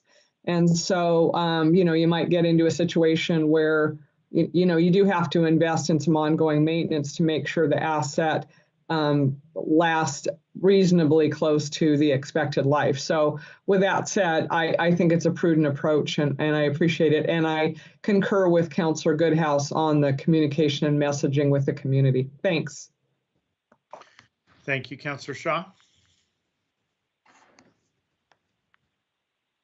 Yes, thank you, Mayor. Absolutely support the reserve target of 75 to 100% and the 2 months for annual operating costs. Thinks it's been a long time in coming, and really appreciate City Manager Reimer and his team for putting this together. And again, thank you.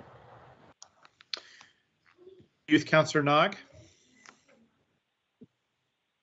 To be perfectly honest, I am not the most aware about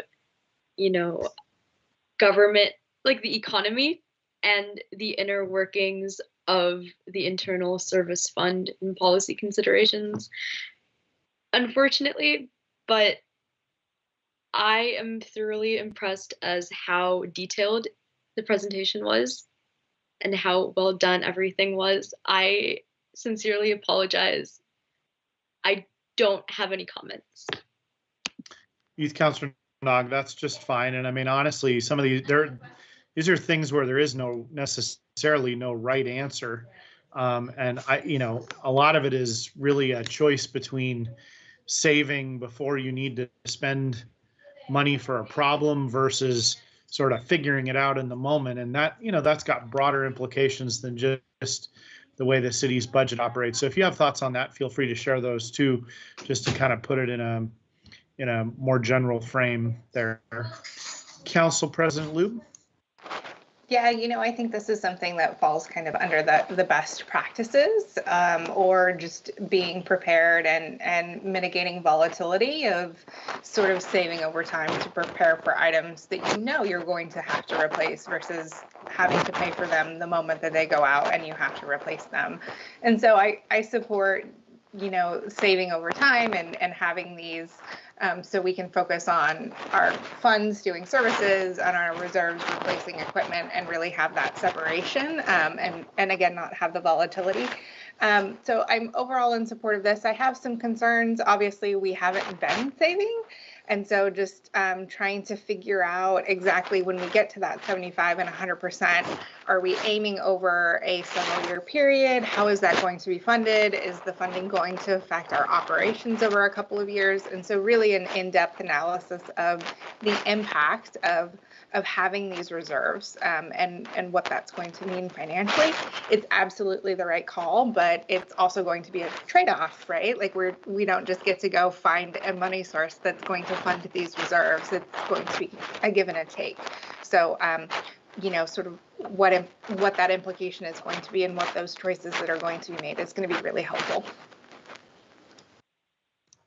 Thank you, Council President Lube. Toller and Reimer, do you have any follow-up questions? It seems like you've got pretty clear consensus and direction here with some questions and maybe minor concerns about how we get there. But general acceptance of the recommendations is what I'm hearing. Yep, absolutely. That's what we heard. Thank you for everyone's input and for the concerns that you've shared as well. We share those with you. All right, Mr. Reimer, do we have further components to the budget committee meeting? The last piece here is just looking at the budget calendar. I like to leave every meeting with that. So we've gone through this meeting today. A couple of the highlights are the Social Services and Events Subcommittee. Now we've finalized that date, so Councillor Newton can know that's firm date. One of the key things is we are just about 90 days away from distributing the proposed budget to all of you, which is kind of an amazing number when you look at this. So we met in November. We said it's only November. We have a lot of time. Now it's January and we have 90 days to go. And then the document will be in all your hands and then you can see the items there. What I'd like to conclude with is those middle dates in April there. We don't need to wait until April to have meetings with any of the budget committee members. So if there's things that members would like to come in and talk to us about or meet virtually, we're happy to do that and organize a time that works for you to get in depth on some of the things we talked about tonight or many other pieces of the document. So we'll have those formal times, but I just want to let everyone know the door is always open to have additional conversations. And with that, we appreciate all of your input today and the engagement of this entire budget committee. So thank you. Thank you, team. I know that's a lot of work. Budget committee members, thank you for joining. Citizen members, thank you for joining us tonight. And we are going to move on to the next item on our city council meeting agenda. So we'll see you all in a couple of months. And we're going to move on to item number 5, which is a legislative public hearing on adoption of the 2040 Transportation System Plan and related comprehensive plan and development code amendments. The first thing I'm going to do is open the public hearing. Hearing procedures, anyone that wishes to testify may do so by phone and may call now to get in the queue at 503-966-4101. Again, 503-966-4101. And with that, we will go to a staff report from Senior Transportation Planner Dave Roth. Good evening, Mayor Snyder and members of council. I'm Dave Roth, Senior Transportation Planner. I'll be presenting tonight, but would like to acknowledge Kendra Brayland, our consultant team project lead from Fair and Peers, and CJ Doxey from Angelo Planning Group, who are also here in attendance and available to answer questions. So if we could go ahead and start the presentation, that would be great.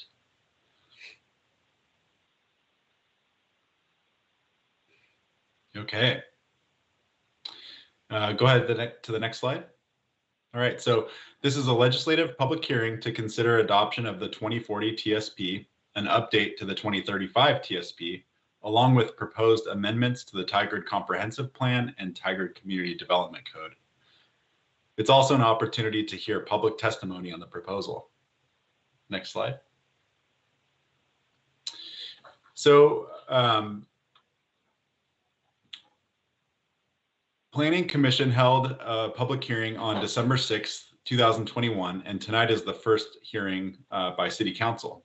I'll note here that the Planning Commission recommended adoption of the 2040 TSP Comp Plan Amendment and Tigard Community Development Code Amendment unanimously. After the Planning Commission hearing, staff received a set of minor suggested edits from Washington County specific to the 2040 TSP document itself, which are documented in attachment 2 of your packet titled Summary of Plan Changes. These changes have been incorporated into the 2040 TSP document that's before you tonight. So the TSP, well, I'm going to go ahead and note that you've heard some of the detail being shared tonight in prior project briefings over the course of this 2-year project. For the benefit of the public audience tonight, I've retained project highlights in this section of the presentation before we move on to proposed comp plan and development code amendments. So just as a refresher, the TSP serves as a blueprint for transportation investments. It's a coordination tool with agency partners.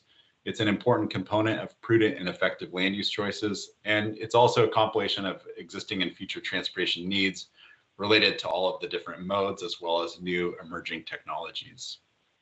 Next slide. I'll call your attention to the 2040 TSP Vision Statement here. It should be no surprise that it aligns closely with Tigard's adopted strategic plan vision, which promotes equity, accessibility, and walkability. The strategic plan, along with Tigard's Complete Streets policy and council goals, were all foundational in developing the overarching transportation goals and policies contained within the 2040 TSP. It's also worth pointing out that the revised 2040 TSP goals were used to develop a prioritization framework for the types of investments this plan recommends over its 19-year planning horizon. And you can see the vision and goals here. I won't read them because I know you've seen them before, and I think we're a little short on time tonight, so I'm going to go ahead and move forward. Next slide, please. So key themes of the 2040 plan. We recognize that our streets play host to more than just cars. We'll do this by completing our streets for everyone, completing the system for walking and biking, making the most of 2 to 3 lane cross-section roads where formerly planned 5-lane sections would drastically increase costs, neighborhood impacts, and be inconsistent with Tigard's strategic vision. We've prioritized 2 new active transportation crossings of Highway 217, one of which is at Southwest 95th Avenue, and that was done in close coordination with the Washington Square Regional Center plan update. Next one is moving forward with key trail projects. We know we need to close gaps on the Fano Creek Trail, pursue design and construction of the Red Rock Creek Trail, and then also modernize and upgrade our existing trails to address maintenance issues as well as flooding.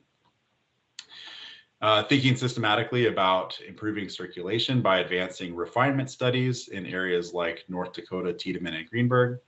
And then also being looking at regional scale projects where Tigard can be a leader. So Upper Boones Ferry, 72nd Avenue, Durham Road area, the Pacific Highway Corridor Transportation and Land Use Study with our neighboring cities in Washington County, Hall Boulevard jurisdictional transfer, and then finally, transit access, speed, and reliability improvements throughout the city. Next slide. So public involvement. Between January of 2020 and August of 2021, we connected with over 2,000 community residents, businesses, and visitors to help shape the 2040 TSP. This engagement was achieved through a variety of methods, including a community advisory committee, a technical advisory committee, targeted digital and printed advertisements, virtual events and online surveys, monthly reports to TTAC, and public hearings as part of the adoption process. We had 5 online surveys, 3 digital surveys, 25 yard signs spread out across the city.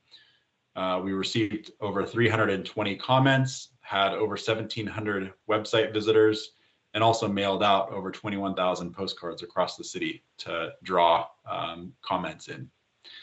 It's worth noting the project and the project team had to pivot quickly in response to the COVID-19 pandemic, and I'd like to thank everyone involved for their ability to respond effectively to that challenge. Next slide. So this slide shows the community responses we received for our 2040 TSP goals. Survey respondents were supportive of the goals. Next slide. This slide shows the results in numbers and type of comment we received during our online mapping tool survey. and these fed into development of the proposed projects for the project. Next slide. The 2040 TSP is truly a multimodal transportation system plan. Rather than focus solely on roadway capacity expansion to meet community growth needs, the 2040 TSP strengthens connections, access, and opportunities for all residents with a strong focus on equity, safety, and multimodal accommodation, particularly for walking and bicycling. The 2040 TSP includes modal plans for pedestrians, bicycles, motor vehicles, transit, and freight. These plans are designed to accommodate the transportation needs of all members of our community, regardless of age, ability, or income. The 2040 TSP recommends 80 projects to complete these planned networks. Next slide. So this image captures the type of projects. We've got several buckets here where these are categories of projects. There's 80 in total with a total value of $312.8 million over the life of the plan. We've got stronger street network projects, urban upgrades and active transportation projects, connectivity, transportation system management and operations projects, transit projects, and then special study areas or refinement study areas. Next slide. So those 80 projects can also be broken out by cost. So we have quite a few, well, we have 9% of the projects which are considered high cost, so over $10 million projects, 18% which are medium to high cost projects, so in the $5 to $10 million range. The majority of our projects are medium cost in the $1 to $5 million range, and then low cost projects under $1 million make up 32% of the total projects. Next slide. So in addition to the projects and programs, the TSP recommends several activities and topic areas to support implementation. These include recommendations around vehicle and transportation system electrification, strategies to reduce transportation sector greenhouse gas emissions, looking at posted speed zone reductions on several roadways across the city to support safety goals, future Tigard transportation system development charge methodology updates to support city affordable housing objectives, future Tigard community development code amendments, such as updated cross sections for our roadways, changes to off-street parking standards, bicycle parking at transit facilities, refinements to our transportation impact analysis procedures for development, vehicle electrification again, and mobility hubs tied to transit or transit-oriented development. Finally, on here, we've got micro-mobility transportation options and then curbside management and parking. So this is the end of the 2040 TSP review. The next 3 slides cover proposed amendments to the Tigard Comprehensive Plan and the Tigard Community Development Code. Next slide. So the proposed amendments before you tonight include revisions to Chapter 12 of the Tigard Comprehensive Plan. This is the transportation chapter. So the revisions proposed here are aligned with the updated plan as proposed. And then we also have a set of amendments to the Tigard Community Development Code for section 18.660, which regulates the Tigard Triangle. Next slide. So for Chapter 12 of the Comprehensive Plan, we have new and updated language, updated overarching goals, again, to be consistent with the new 2040 TSP. Reference rather than list out the detailed policies since they're already contained in the 2040 TSP, and then updated findings. Next slide. So the proposed amendment to section 18.660 of the Tigard Community Development Code codifies the Southwest 72nd Avenue corridor plan within the Tigard Triangle. This project, completed in 2020, was identified as a needed refinement study in the 2035 TSP. The purpose of the project was to develop a roadway design to transform Southwest 72nd in the Triangle into an attractive multimodal street for all users in accordance with the Tigard Triangle vision.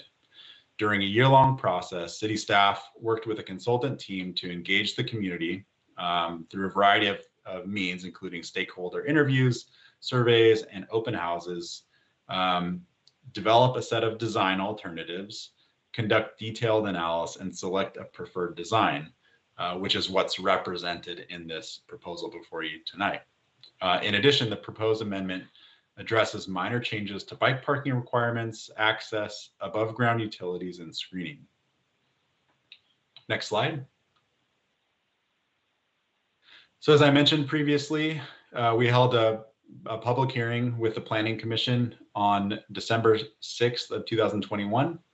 The Planning Commission unanimously recommended adopting the 2040 TSP as an ancillary document to the comprehensive plan, approve proposed comprehensive plan amendment CPA-2021-00006, and approve proposed development code amendment DCA 2021-00004 at their meeting. Next slide. So your decision alternatives tonight are to approve the 2040 TSP along with the proposed comprehensive plan and Tigard Community Development Code amendments with no changes, approve with minor changes, or continue hearing to a date certain to consider public comments or major changes. And that concludes my presentation before you tonight. Thank you, Mr. Roth. Let's see. I do want to quickly give the council the option of asking you questions briefly. This is not the time for us to deliberate, but if you have questions about what's been reported or proposed, then this is a good time. Councillor Newton, and then we'll go to Youth Councillor Nog. Yeah, this is just one question I have. Mr. Roth, I noted the amendments proposed by Washington County sort of, I don't want to say late in the game, but I will. Could you just speak briefly about how those were coordinated with us? I mean, were you apprised along the way? Did you know they were coming? It just felt a little like, okay, wait a minute. So anyway, if you don't need to spend a lot of time on that, but that just raised that I just noticed that. So I would like a brief explanation. Thank you. Yeah, sure. And I'll just say that we had multiple rounds of comments coming from Washington County throughout the project development process, and we did have Washington County staff on the technical advisory committee. This was sort of like a last set of comments during a final review that were caught, and we were amenable to them. We agreed with the comments we received, and so we were accepting of them. And I wouldn't say anything negative about the county here. It's just it's a lot to review, and these were some comments or some items that slipped through. So, Youth Councillor Nog.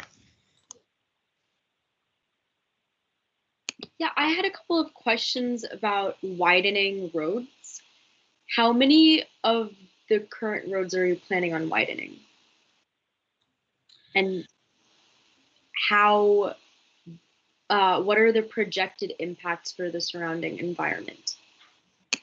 Yeah, that's a great question. I mentioned earlier in my presentation that we're actually focusing on other ways of meeting growth needs within the community aside from widening roadways. So we're actually combined along with the Southwest 72nd project, we're actually reducing the width of 4 total future roadway planned widenings, if that makes sense. So our currently adopted TSP proposed widening 4 roadways that we're scaling back to maintain at largely their current cross section. There are a number of roadways still in the TSP that are subject to potential widening based off of refinement studies, but those studies are planned for the future. So I can't give you an exact number of roadways that will look different, because it's often during the design and development process that actually where you determine those requirements. But I will say that the plan overall is looking at alternatives besides widening roads. All right. Any other questions for Mr. Roth?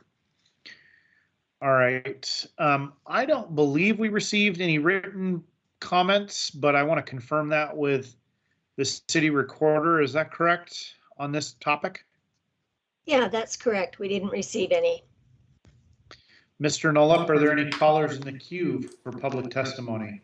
Mr. Mayor, no callers in the queue. Okay, Mr. Roth, I assume you don't have, I guess I'll give you the opportunity. From all the testimony that's happened at Planning Commission and or in other venues, is there anything that you want to provide as a response to any staff? I think in terms of the testimony we received at the Planning Commission public hearing, I think we were able to answer questions and respond to that testimony.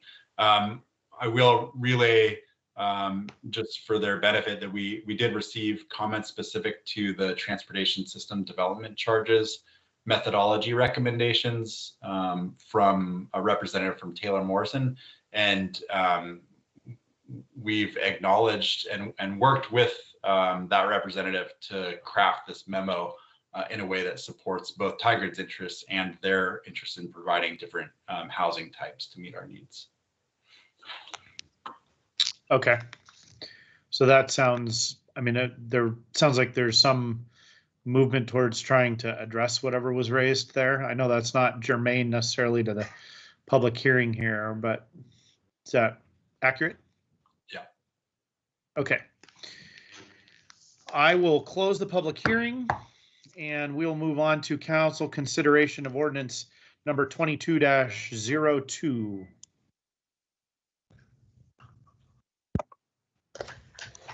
Councillor Newton. Yeah, just a great work, by the way, Mr. Roth, but a couple of just really brief comments. First of all, in the goals and policies for Chapter 12 of the Comprehensive Plan, number 4 says create livable neighborhoods that are designed to improve multimodal connections while discouraging unsafe interactions. And I live on 106th Drive, which is one of the safe streets, which I'm happy to say gets a lot of use. And I'm happy to say I live by a school, so there's a lot of parking on my street when there's school events, which isn't a problem. However, there are some concerns when parents are picking kids up from Fowler. They're turning onto 106th Drive, and a lot of folks are making U-turns, and there's a lot of cars parked there, and it's not a problem during the summer, obviously, but something to think about when we have these safe streets, just to take a look to see if there's any sort of conflicts. I've seen groups have to kind of dodge that, and they're not always very careful. So that's just an example of something that seems to be a little bit of a conflict with what we're trying to do there. And I'm thrilled that the street gets so much pedestrian traffic now. And the last comment I will make is on Hall Boulevard. With my history with the city, the thing I've always been concerned about is if we're going to take jurisdiction of Hall Boulevard, we'll hope that the state gives us the funding or does the work to bring it. I know it says that in the plan, and I appreciate that, but I just want to make sure that we come to some agreement with them before we finalize that transfer. And other than that, very good work, very well done. Thank you. Dave, do you have any responses to that, or are you ready for more?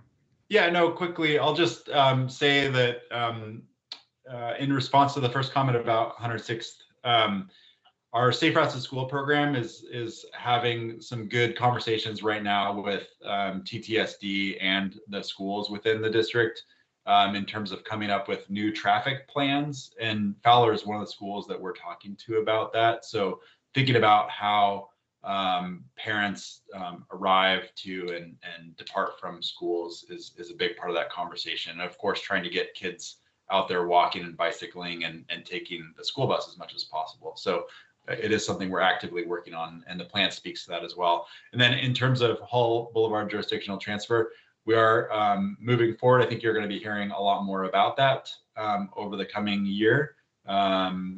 We've got a new staff team working on the project, and have been working with ODOT hand in hand here over the last 6 to 12 months. So more to come. Thanks. All right, Councillor Shaw, and then Youth Councillor Nog. Great, thank you, Mayor, and thank you, Senior Transportation Planner Roth. Really appreciate it. Also appreciate the nod towards innovative technologies. As we know, the 40% transportation electrification comes from light duty and some heavy duty vehicles, and absent a viable transportation system, having the electrification charging systems, but also the communication to our residents is going to be vital. So just want to say thank you very much. Hopefully also too we'll provide a heads up to utilities so they know that we've got a lot of work that's coming down the pike so we can plan it appropriately, but just want to say thank you.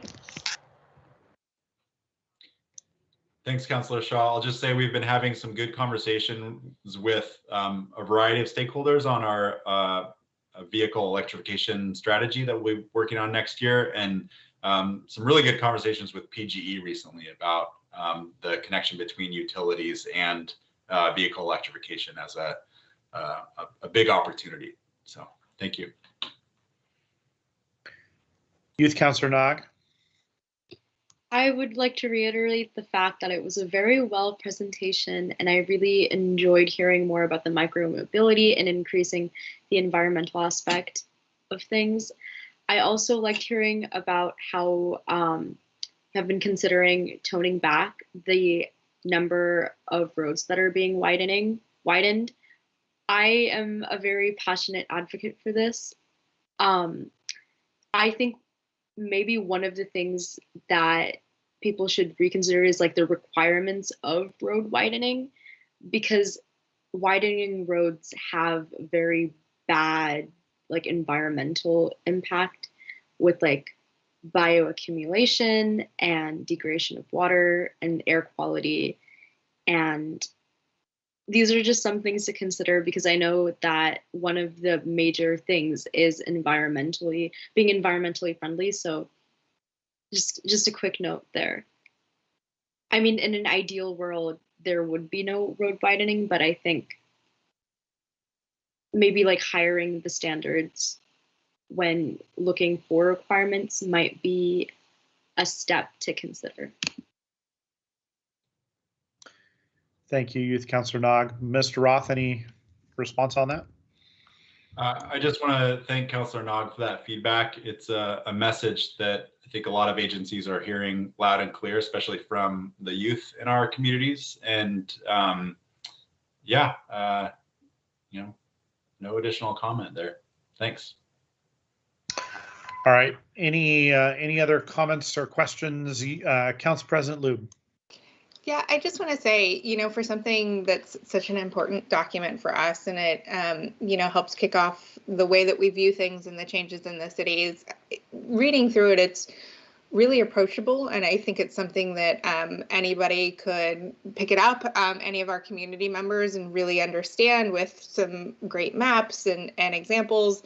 And I had a chuckle when it was like, what kind of cyclist are you? And I was like, oh, I used to be this kind of cyclist, but now I'm this kind of, and then seeing the maps, it makes it really friendly and approachable, and that anyone can understand what we're trying to do. So I want to thank you and the rest of the city team for really making sure that sort of the jargon's taken out and it's approachable and it's something that our community can look at and actually use. It's a great comment, Council President Lube, and I think a recognition of, how important this work is and how hard our team has worked to meet our community's needs for now and into the future, and communicating them as well in an effective way.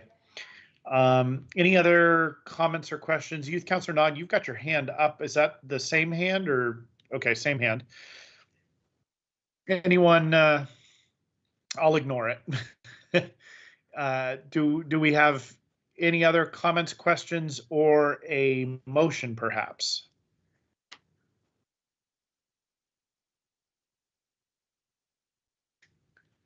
Councillor Shaw? Yeah, I'm happy to make a motion. Sorry, there's a lag tonight in the internet. I move to approve, sorry, I wrote down my notes earlier. I move to approve ordinance number 22-02. All right, is there a second? Council President Loop? I'll second the motion. All right, any further discussion? Since this is a big topic, I'm going to make sure we ask. All right, City Recorder, please read the number and title of the ordinance. Ordinance number 22-02, an ordinance adopting the 2040 Transportation System Plan as an ancillary document to the Comprehensive Plan, amendments to the Tigard Comprehensive Plan, Chapter 12, Transportation, and amendments to the Tigard Community Development Code related to the Tigard Triangle, CPA 2021-00006, and DCA 2021-00004. Thank you. And Planner Roth, I just want to make sure that the comments and feedback were from Washington County and everything else you wanted to change are already included in this motion, correct? There's no need to adopt extra adjustments like we sometimes get last minute, correct? That's correct. I think we got all the last minute changes in there with that memo identifying them. So we're good. Okay. City Recorder, please conduct a roll call vote. Councillor Goodhouse. Yes. Councillor Newton. Yes. Council President Lube. Yes. Councillor Shaw. Yes. Mayor Snyder. Yes. All right. Ordinance number 22-02 is adopted unanimously. Thank you very much. And we will move on to non-agenda items. And Council President Lube, I'm going to hand the meeting over to you for the discussion. And Councillor Goodhouse, I'm assuming you're going to not participate, turn your camera off as I am, but you certainly are welcome to change your mind since that's not a requirement at any time. But I just want to make sure you're recognizing this is an opportunity to do what we've been doing so far on this topic. As far as I understand, I guess I'm hanging on in the first part. I guess there was a question, or I don't know if there's input for me on the first part, so I'm still unsure what's going on. So I'll hang on during the beginning part. Okay. Council President Lube, meeting is yours. Thank you so much. I think this is something where we've heard some community feedback and there's been some questions sort of a little bit more around where this is coming from and what happened. And, I believe as a council and certainly me as a councillor are committed to transparency and honesty and openness and certainly changing course if that's what's something we believe that should happen. And so given some time and some discussions that I've had, I'd like to revisit and make sure and actually recommend that we make some changes to the direction that we were going. And the reason I didn't want to wait another couple of weeks is because I know the staff is working really hard. And if we do have a change sort of in the course, I think it's really important that the staff knows that. And so the communication plan can change. So I'm hoping for some discussion about process and those sorts of things, not really so much in the details of figuring out an interpretation. So what I wanted to do is, I think we were really in the details the last time, and I know I'm a problem solver, and I think we're all a problem solver, and we were jumping in and attacking it and wanting to answer the question. And this time has allowed us to sort of see the forest through the trees and actually go back to the original question. And for the sake of transparency, I do want to say that it's Councillor Goodhouse that had the original questions, and I'm more than happy to read them that we received through the city manager's report. I believe it was in November, the first sort of instance that this was brought up. And again, just for transparency purposes and for us to sort of reset and reevaluate. And I believe Councillor Goodhouse is here if we want to ask him any questions around these questions or intent. But I'm just going to go ahead and read the first question, which is, what is the meaning of consecutive years? Does it mean service for a full year? Is it acceptable to have a break in service to reset the consecutive years calculation? If able to have a break in service, how much of a break is needed? And the second question is, does the final sentence of section 7 apply regardless of whether the unexpired term was filled by election or appointment? And just for details, that sentence says these limitations do not apply to the filling of an expired term. So the first place I wanted to start is, does anybody have any questions for Councillor Goodhouse on the intent of the questions or any follow-up questions before we go further? Councillor Shaw or Councillor Newton? No questions? Okay. Thank you so much for being available, Councillor Goodhouse. It looks like we don't have any follow-up or direct questions. Is there something you'd like to say? Well, yeah, so I guess because I wasn't really sure what this discussion was going to say. So I know that originally the question was from Mayor Snyder and then myself, what really defined consecutive years, what really counted as far as the term. So I think what this really originally started with was, I know Mayor Snyder is looking at whether or not, resigning for a couple of days started over the clock of the 12 consecutive years or not. And then the second question came about is... Councillor Loop, I'm sorry, could I interrupt? I thought we were just going to talk about process tonight and not get into the discussion of the top of the questions. Is that correct, or am I missing something? No, I think that's correct, but I think... Goodhouse. Yeah, I think if there's any, clarification on the questions, that could be helpful as far as how we want to go forward on the process. Okay, sure. So, sorry to interrupt. No, I appreciate the stopping. So if we just want to keep it super high level on the general question, and then we can move forward on understanding the question we're being asked, and then the process that we want to move forward with. Does that sound good? Okay. Councillor Goodhouse, please continue. Okay, yeah, so to clarify, I think the first question was what counts as consecutive years or not, and then if resigning for a couple of years, if that started that clock all over again or not, and if that did, does that then mean that any councillor or mayor then going forward could resign for a couple of days and start that 12 years over again? So that's really what the conversation was what defines 12 years. Is a break in service a couple of days, or is a year in a row? And so that's what kind of came about the question. And since we've both publicly announced we're running for mayor, that's why we're both recusing ourselves from it. But the question is whether or not what really stops the service, what is a service amount of time, and what works on that according to our charter. I guess really was what the question I was looking at. So it could be two ways, whether or not, a couple of days starts it over and you can keep running, or no, 12 is 12 no matter what. And that's what the question I brought forward. And I believe that it wasn't only me, but it was also the mayor that had been inquiring about that as well, either one of those options. Okay. No, thank you for the clarification. And I think, again, it's helpful for us to understand the question that we're being asked to answer. Councillor Shaw, you raised your hand. Did you have a question or a comment? Yes, I just wanted to give Councillor Newton, though, an opportunity if she had something to say first, since she spoke earlier. I realized I may be jumping the gun, but I do have some comments after she speaks. Oh, I don't think she has anything additional if you wanted to make a comment.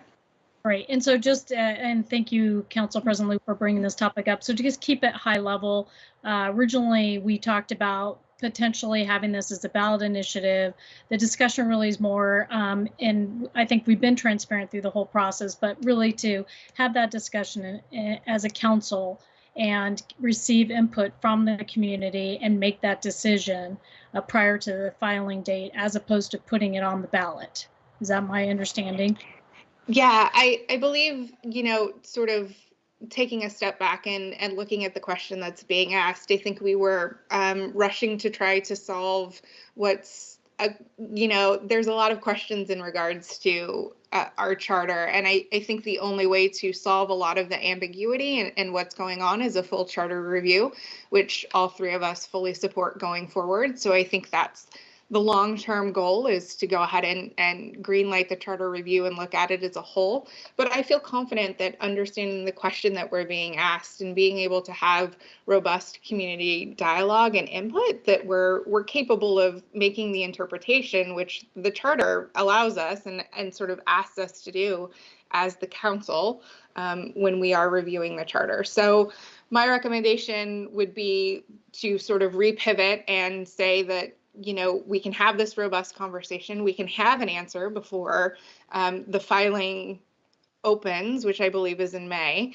And so that gives us additional time to be transparent and talk with the community and have robust dialogue and not take it to the voters and then go ahead and greenlight a full charter review, but to be able to answer the question before this election cycle starts. So is that clear? Does that help? And again, this was also, you know, to talk about it so the community hears it and to talk about it so that the staff who may have to pivot based on this potential change. Councillor Newton? Yeah, thank you, Councillor Lube, for that. And again, I apologize, Councillor Goodhouse. I wasn't sure where we were going. So, and I appreciate, I think it's really important that we make sure we're really clear about what the questions are we're answering with this review, that we put those out there quickly so that the public can weigh in if they have comments. I know there was some confusion about were we talking about extending term limits and, you know, some other things came up. So I just was hoping tonight we could make sure we were clear about what the questions were. You did a very good job, Council President Lube, of outlining a process going forward. So I'm hoping that we can encourage folks to weigh in and give us their thoughts on the questions that we're going to be looking at. And I too support a full charter review committee. I think we all found a little, as we were looking to try to answer the questions, some confusion, you know, if this, then this. And I thought to myself, well, maybe I'm the only one that's confused about this, and maybe a charter review committee would say, well, one way or the other. So I appreciate, you know, you're outlining this process and getting the questions clarified that we're going to be looking at. And I agree. I think we can take a look at those, get some input from the community and answer those questions, and then leave some more in-depth review of our charter to a citizens charter committee. So thank you. And again, Councillor Goodhouse, I apologize for interrupting. And City Manager Reimer, and I know this is a shift in what we were planning, and also City Attorney, if you have any questions, do you feel like you've heard, I believe there's consensus with Councillor Shaw, Councillor Newton, and myself about shifting going forward and really robustly working with the community to have us answer these questions and interpret as the charter asks us to do, and then go ahead and also move forward with a full charter review long term, but to be able to answer these questions that have been brought to us over the next couple months. Do you have questions about process or clarifications? No, I think it's clear to me. I'll see if Shelby has any as well. I guess my takeaway is, you know, much more specific questions as you've outlined, you read today, the process and the communication and engagement with the community. We'll go back and look at what was a really compressed schedule, if you will, and look at how between now and a certain point that we can work on that's pre-May, where we can have the different conversations and get the input and information that all of you will be looking for to be able to answer the questions appropriately. Shelby, do you have anything to add? No, I think this makes sense. It gives us a lot more time for community engagement. So I think we have our marching orders. Thank you. And it does feel better for us to really be able to take the time and to not rush something to the ballot. So I feel like this is, again, reevaluating and listening to feedback, that this is a better way for us to go. So thank you for understanding and being flexible with the pivot. Councillor Shaw, Councillor Newton, do you have any other additional comments before I hand the meeting back over to the mayor? No, thank you, Council President Lube. Thank you. Okay. Yeah, thanks. Mayor Snyder, all yours. Thank you, Council President Lube. Next item on the agenda is administrative report. City Manager Reimer, you have an administrative report? Absolutely. I will keep it brief. I know we're running a little long on time. It's been a really good meeting, I think, in terms of the things that were covered. Appreciate all of your support and input tonight. Just to start, congratulations to our newest sergeant, Sergeant Dan Swain now. Kudos to him for being sworn in last Wednesday with our police department. Also, a huge thanks out to him that he's just back from a 6-month military deployment as well. So thank you for his service, obviously to our community, but to our country as well. So thank you to our new sergeant. Just a few things. Last week I had mentioned one of our young readers who read 100 chapter books to get her first library card. learned this week, one of our young readers, New Year's resolution was to get the library card, and so came in and picked up the card at our great library. So the trend continues where many people want to read and utilize all the different resources that Halstead and the entire team provide there. On the issue of library cards, we've been talking about them, working with the Tigard Tualatin School District. Those are all being mailed out to our K through 5 students, and then my understanding is middle school and high schoolers can just use their school IDs as their library card to check out books. So looking at ways of making this easy to make sure that all of our youth are utilizing and have access to our library.